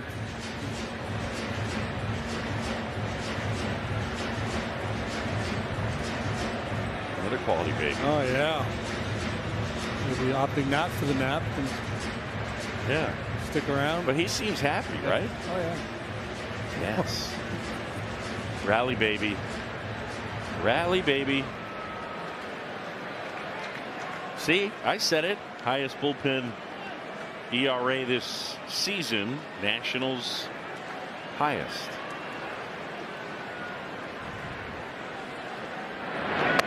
So Jim Hickey to the mound, a one batter into the outing here for Beeter, and I'm sure he had something to say to Beeter, but he also saw him wave Brady Housen from third base for the conversation. So part of that meeting was about how they're going to defend Castro here, and whether they think he's bunting or not. Clearly, they're defending it. Diddy, do you think that he's bunting here? I do not.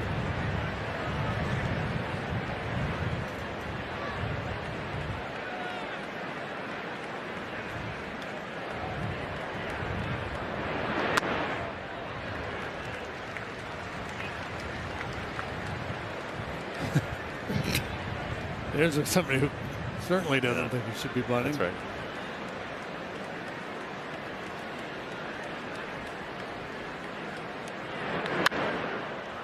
Lifted in the air. That one foul down the line, and it lands in between that trio of House, Abrams, and Lyle.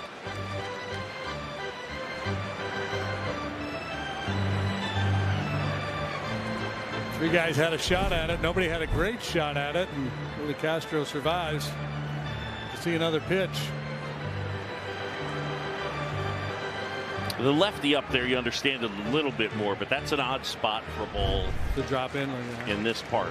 You know, I don't feel like we see a lot of foul balls land there, not caught.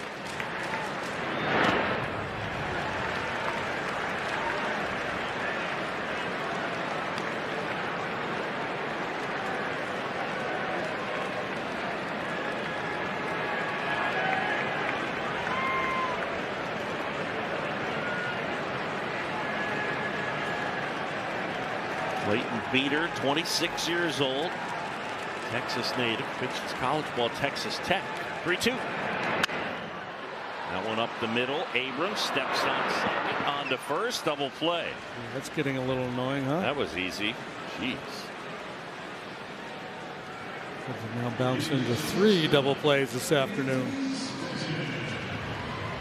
And is now a bad time for me to mention that the Cubs have bounced into the fewest double plays in the majors? Yeah, I feel like that's something we've said a good bit here lately. That's right. Probably should have bunted there, huh, Boog? Don't start, JB.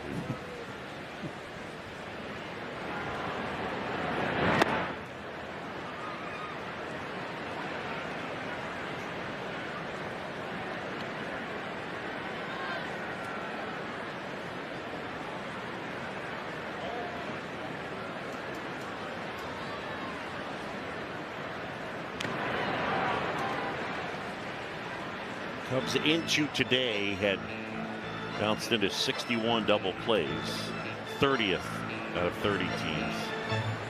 Team at 29, Cleveland with 69.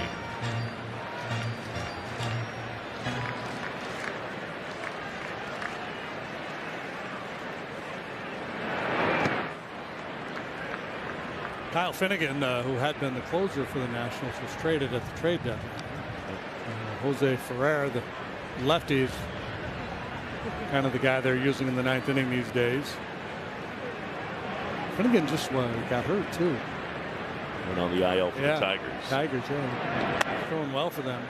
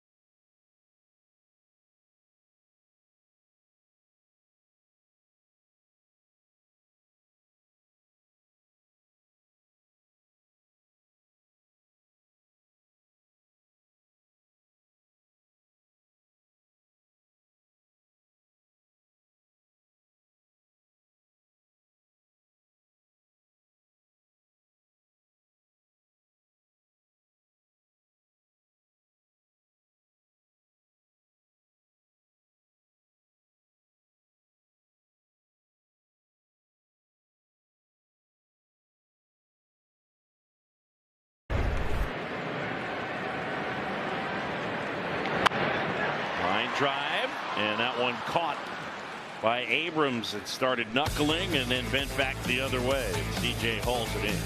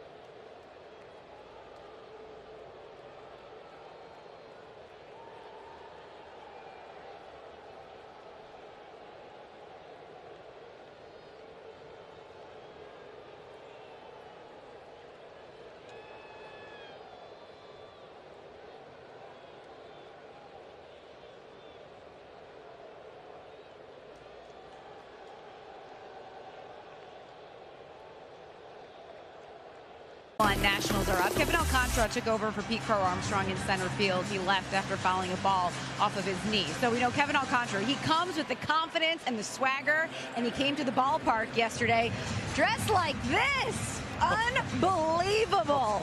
Okay, so we know he's got confidence. We know he's got swag. And then we learned today before the games, the Cubs, they're putting this out on social. They explained there's actually a story behind the outfit. So Kevin Alcantara gets called up and he says, hey, I don't really have any clothes up here. So he sends out one of the clubhouse guys to Michigan Avenue to go shopping. Now, Justin Turner is telling the story, okay, so I'm kind of paraphrasing in this post they put up. So they say only buy him anything wild Jaguar print. That's it. Comes back, they have other clothes, but they're like, you're only giving him the Jaguar stuff. So Carlos Santana then comes up and he's like, okay, you have to wear that because they have Fashion Friday, so like that's what you're wearing. They wanted him to cut the sleeves off of the jacket, but Kevin's like, I'm going upper body commando. He didn't say that, but he said he didn't want to wear a shirt. So that's how kind of all of this came together, and it is absolutely classic. I asked Craig Counsell if he saw it. He's like, I mean, you have to have confidence to pull that off. I loved it, even without the story. I so appreciated that from him. I love it even more with the story. Right? That's pretty great. Yeah, that's a bold move right there. Yeah. 1-2. How come he doesn't have any clothes? And Phil Cuzzi rings him up.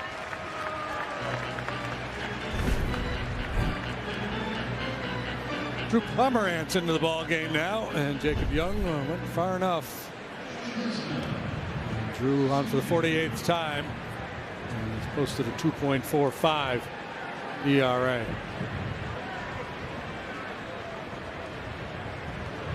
Another good effort from Matthew Boyd. Right now is on the hook for the loss. Nationals lead it 2-1. The difference in the game is that home run from Dalen Lyle.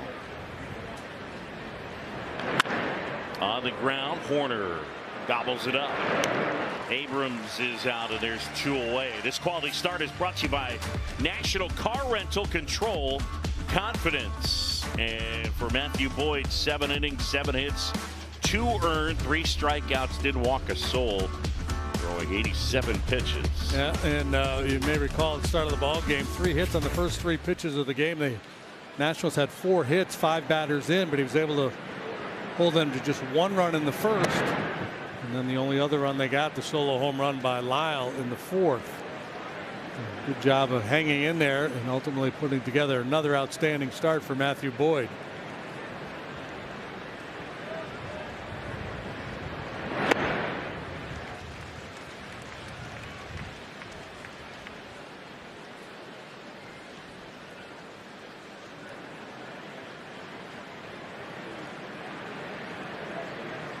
On a strike to Wood.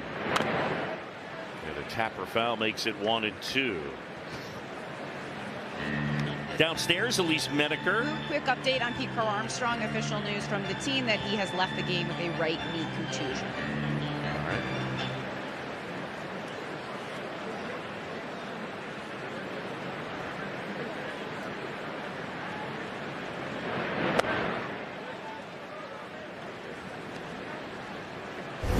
Yeah, if you're just joining us, this is what happened to PCA. Fouled a ball right off his knee. So that is the genesis of the contusion.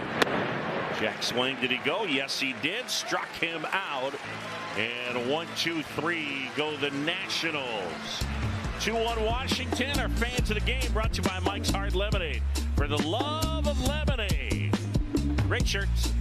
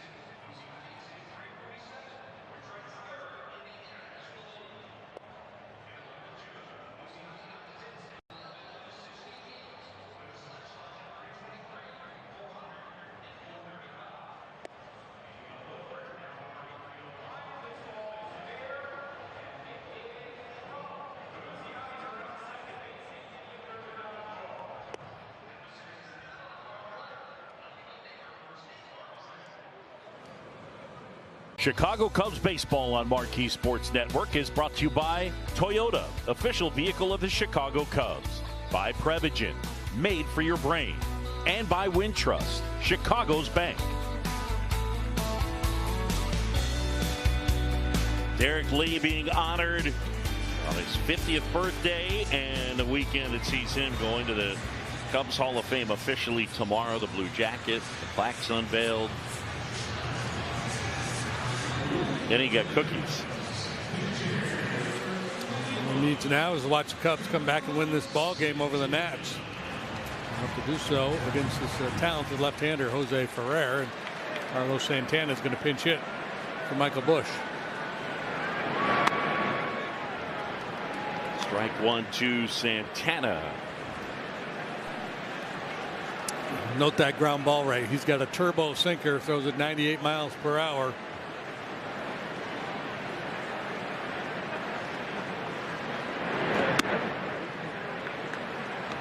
Changeup misses. See the overall numbers as a Cub. He is 0 for 5.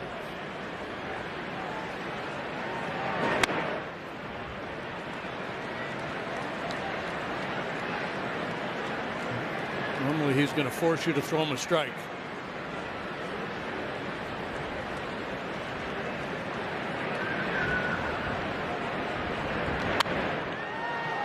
Santana fouls it back, and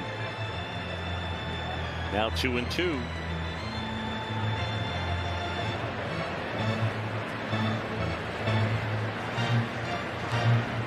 Carlos in his career has walked better than 14% of his plate appearances while striking out a little over 16%. It's pretty remarkable when you think about a guy with his level of power, right? Correct. 3-2. Here we go. Ferrer. And a swing and a miss. Santana gone, and there's one away. And our game summary brought to you by Wintrust.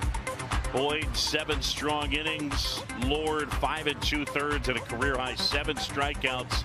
Lyle, the homer in the 4th. That's the difference in the game. And the Cubs taking the collar 0 for 11 with runners on.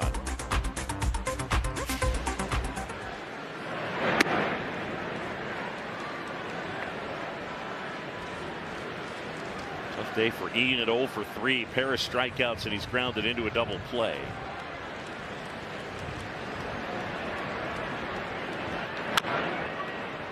Bounce towards third, and House will grab it. 1-1 on Ian.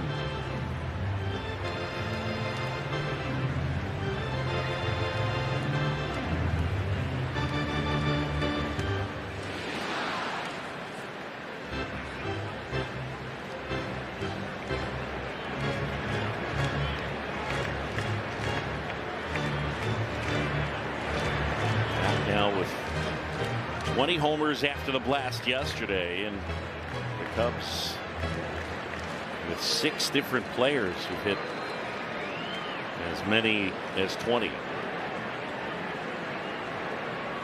Ball on the strike, Ian waits.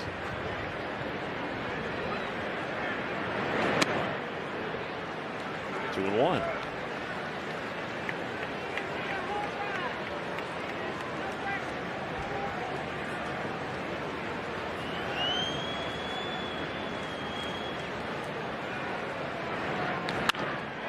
Ground to short. Abrams takes it in.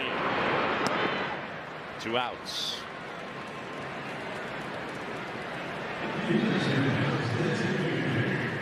And with the bases empty and 2 down, it'll bring up Seiya Suzuki, who's 1 for 3 with a single. The Cubs have just 2 hits today. A Pete Crow Armstrong double in the 2nd, and a Seiya Suzuki single in the 6th. That's been it. Yeah, and it's not like there's been a lot of hard outs either. You know, sometimes you have one of those games where you don't get many hits, but kind of wow, put a lot of good swings on him, just didn't have any luck. That hasn't been the case today. It's been a lot of ground balls, They have taken 7 walks. So the Nationals are kind of pulling off a little bit of a trick here today to walk 7 and only allow 1 run.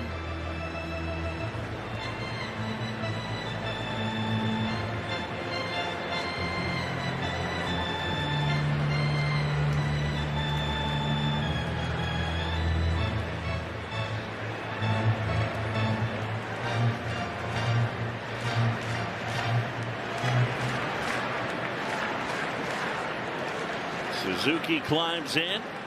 Here comes. It's a strike.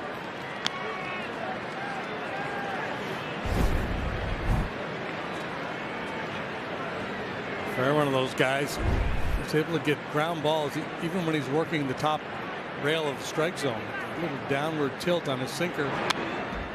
Hitters tend to hit the top half of the baseball.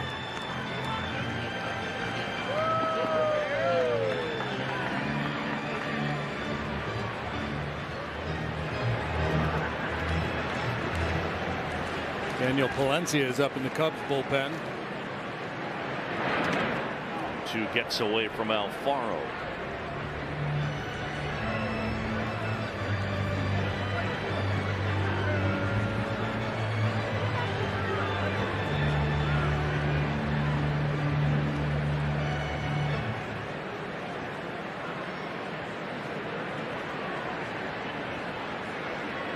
The 1-2. The foul, and that's out of play.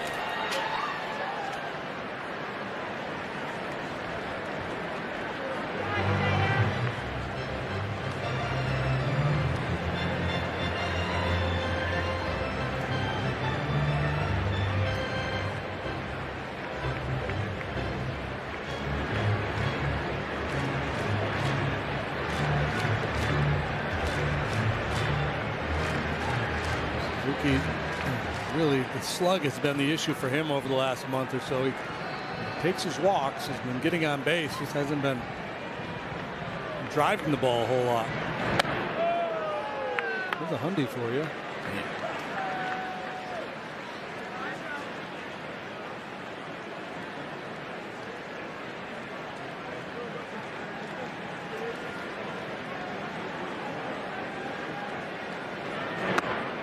Inside corner, got him.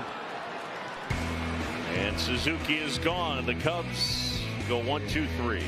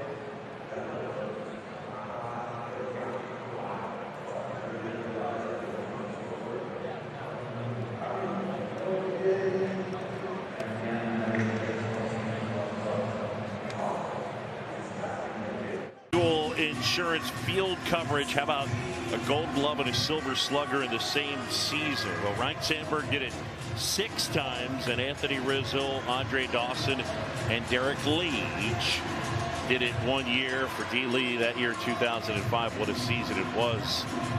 And our Liberty Mutual Insurance field coverage, Gold Glove and Silver Slugger offense and defense. Well, here comes Daniel Valencia for the 51st time. An outstanding year for the hard-throwing right-hander. 2.16 ERA, 22 saves, 24 tries. Just trying to hold the line right here. Give the Cubs a fighting chance in the bottom of the ninth.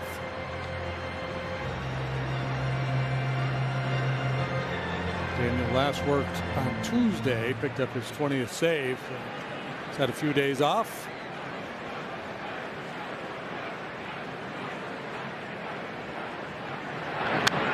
JD Carlos Santana remains in the game. Yep. He's at first base. There he is. He can pick it over there. Won the Gold Glove last year. Daniel Valencia is rocking a red shoe and a blue shoe. Swing and a miss. Struck him out.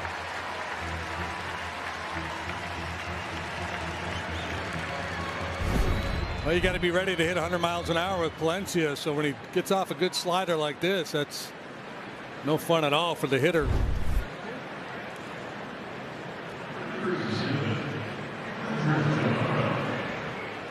Remember a few years back when the league wouldn't let Ben Zobrist wear his spikes because they didn't match the rest of the Cubs? That's right. Andres Chaparro came into the game defensively in the bottom of the 8th. Yes, I do remember that. Yeah, the league has relaxed a little bit when it comes to the wardrobe decisions that the players are making. Yeah.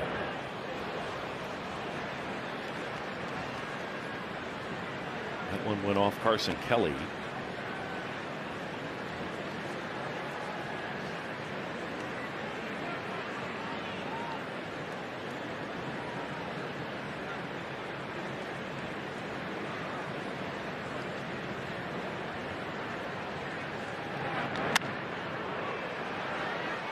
Santana over to give that a look. Out of play. So Daniel's well rested. 102 miles an hour with that one.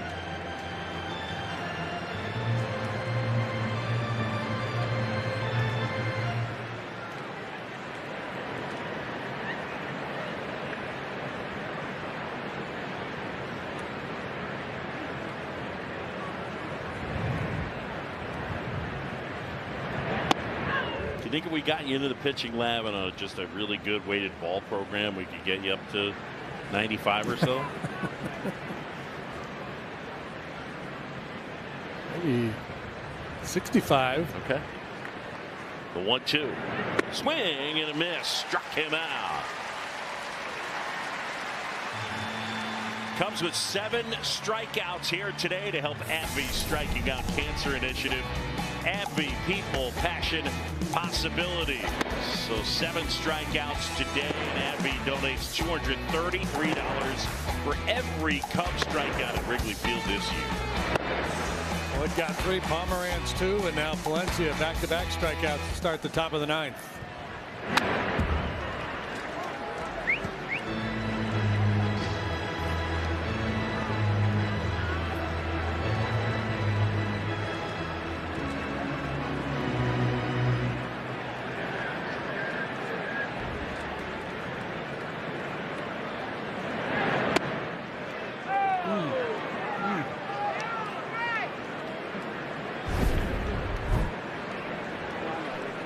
Tony.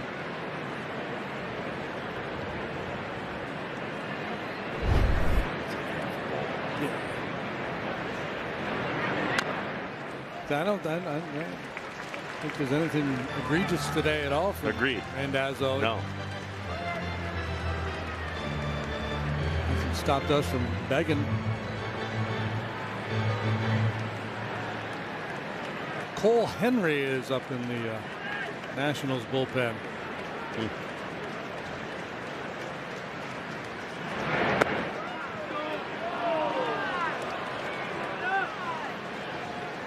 Contra, Horner, and Kelly do for the Cubs in the 9th.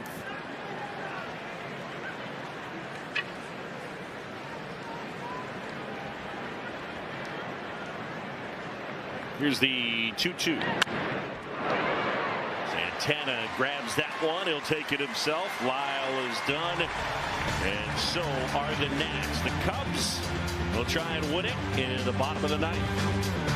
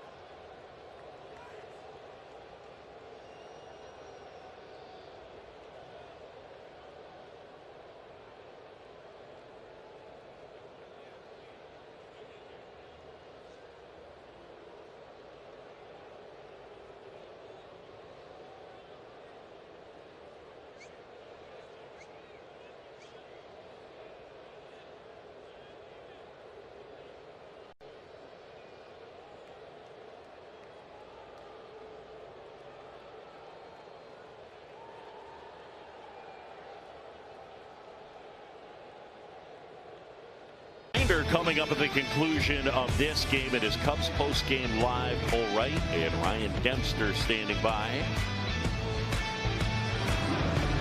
Hopefully with a Cubs walk-off win. Cole Henry will take over.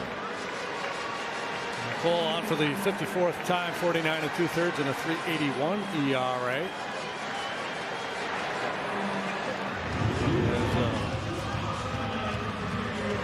One save to his credit. Came against the Phillies back on August 14th.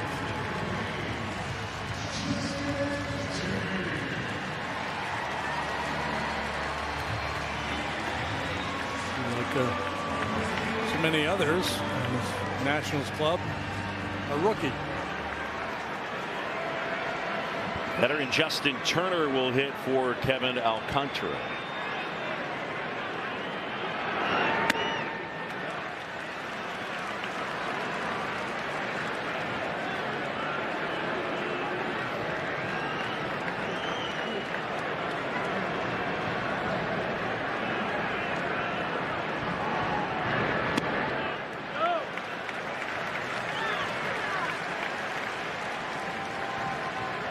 Overall at 215. This is a rare opportunity against a righty.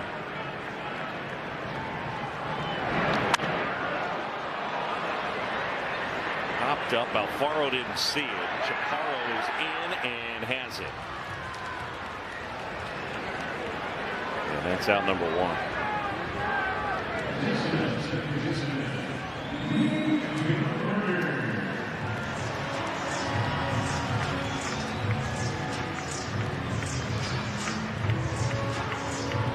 A second round pick by the Nationals out of LSU back in 2020.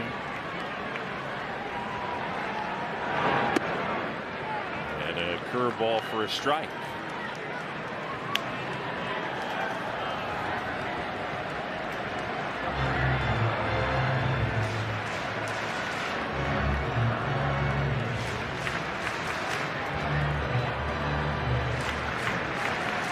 Goal for two with a walk. He's grounded to short twice. Henry deals.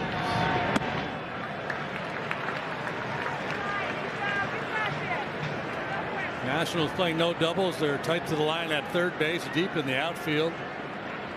Young in center field is really back there. Line drive, base hit, left field. Horner is aboard.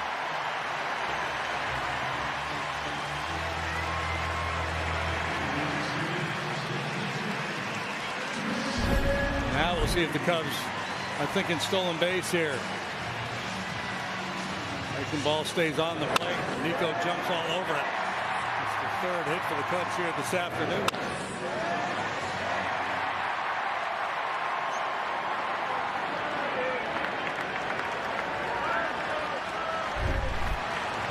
Here's Carson Kelly.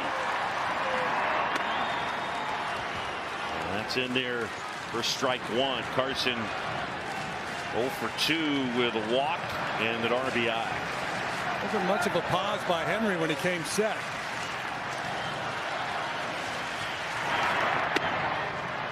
Strike 2. Low 3/4, slings it up there right on right. That is no fun at all. 95 at the knees on the outside corner. Carson didn't like it, but that was a good pitch. Really good.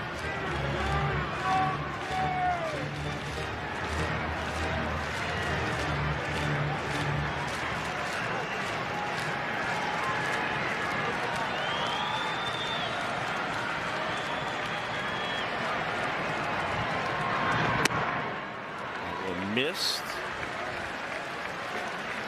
Good thing he didn't swing at that one. That might have been a game-ending double play right there.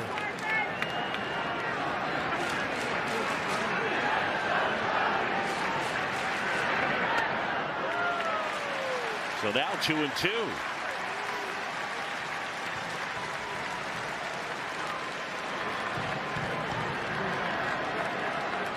For Henry, the breaking pitch is the curveball. Corners at first. There's one out. Cubs down a run. We're in the 9th. There goes the runner. Swing and a miss. Throw down to second. Safe. Kelly strikes out, but Warner now is the tying run, and he's in scoring position.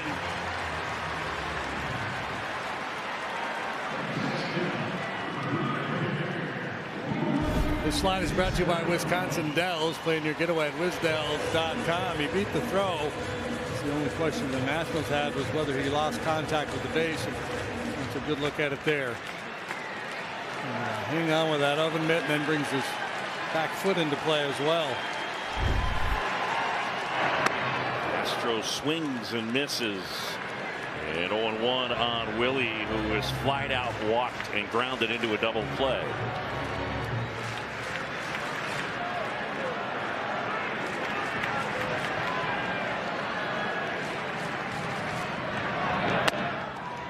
Offense yesterday breaking out to the tune of 11 runs and 4 homers. Shut down here today. A run on 3 hits.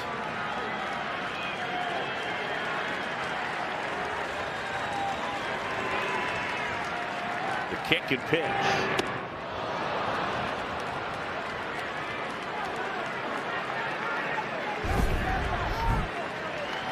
An awkward swing and a real good breaking pitch.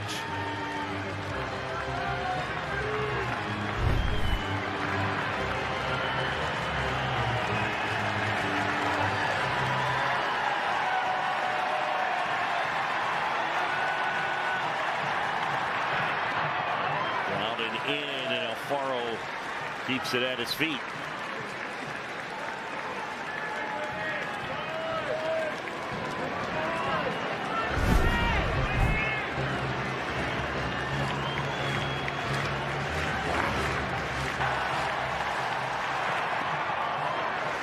Not hit him. I don't know how that missed hitting him.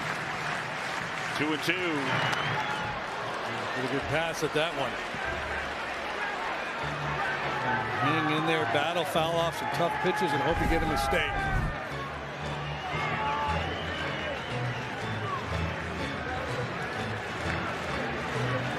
Warner at second. 2 down. Bottom 9. Nats 2. Cubs 1. Fly ball center field. Young waits on it. And that will do it. Nationals take the game here this afternoon as the Cubs fall a run short. And the story of the game, really the Nationals pitching, and a club that has really struggled in that department, but not today. Dose of the Game is brought to you by Binny's Beverage Depot. If you can't find it at Binny's, it's probably not worth drinking. Lord, the starter, was really good. He struck out 7, 5 2/3, allowed just a couple of hits, and a quartet of bullpen guys come in behind him. Poulin, Peter, Ferrer, and Henry to finish things off. Cubs bounce into 3 double plays today. Certainly didn't help their cause. But tip of the hat to the Nationals pitching here today. If you can't find it at Binny's, it's probably not worth drinking. So the Cubs will try and come up with a W tomorrow with Colin Ray on the bump. For Jim DeShays, Elise Menaker, and our entire crew, I'm John Shelby. Thanks for watching Chicago Cubs baseball here on Marquee Sports Network. Again, your final, the Nationals 2 and the Cubs 1. Tomorrow in the finale, our coverage begins at noon. Up next, Cubs Postgame Live. Cole Wright and Ryan Dempster coming up next, so stick around.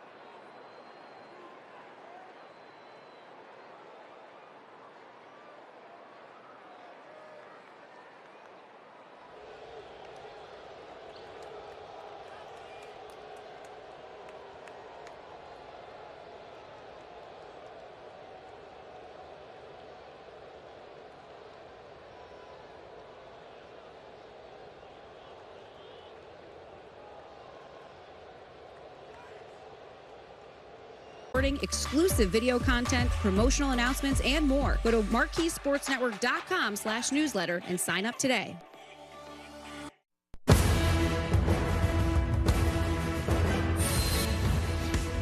Well, if any ball game can be considered as a gut punch, I think today's 2-1 loss to the Washington Nationals could be filed in that exact same category. Welcome to Cubs Postgame Live, presented by Flight by Yuengling, the future of light beer. Willie Castro, they call him Sweet Stick, but this one right here, not sweet enough to get out of the yard or push a run across. And there you have it, the final tally, 2-1, the 19th time 2 earned runs or fewer for today's starter, Matthew Boyd. So with that said, welcome on in. This is Cubs Postgame Live. I'm Cole Wright alongside Ryan Dempster. And Dempy, it looked as if the Cubs could have got something together, but it was all about those squandered opportunities today. No doubt. And listen, hey, you know, the fans were frustrated. Obviously, we were looking for them to pull it out, but there's nobody more frustrated in that lineup. They got opportunities. You had 7 walks. You had runners on base all day. and unfortunately just couldn't get it done. And that's just the nature of the beast sometimes. But, you know, a great catch by Dylan Cruz in right field. You know, that could be a difference maker right there. But the 3 double play balls, that's going to hurt you, especially when you get those runners on early and runners in scoring position, then you can't come through. So just a frustrating day at the plate. A battling of a performance by Matthew Boyd, by the way.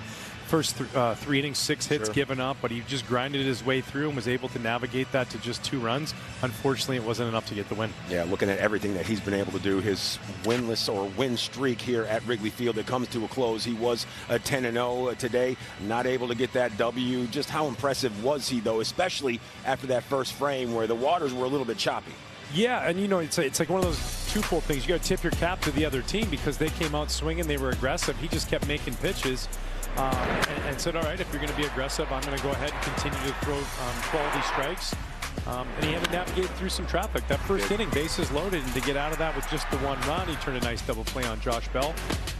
Again, the guy has been pitching like exactly who we saw today all season long. He's an all-star. He is nasty. He's gone out there and he's dominated, and today he didn't dominate, but what he did an amazing job of navigating. That's the difference. Sometimes guys can't get through those innings. They can't calm it down when the pressure's on the line, but Matthew Boyd did. He made pitches when he had to, and he gave the team a chance to win, and that's all you're looking for. Offensively, we just couldn't score enough runs. Yeah, and to be honest, you have to tip your cap to the Washington Nationals. 5 hits surrendered and 0-0 counts by Matthew Boyd. That ties a career high. They were aggressive today. They were. They know the approach. Here's a veteran guy who throws the ball over the plate with all of his pitches, right? His breaking balls or strikes, his fastball, his changeup. He has so much command. A lot of times you'll see teams say, all right, then let's try and jump on him, because if we wait around, we're going to find ourselves in 0-2 holes really fast.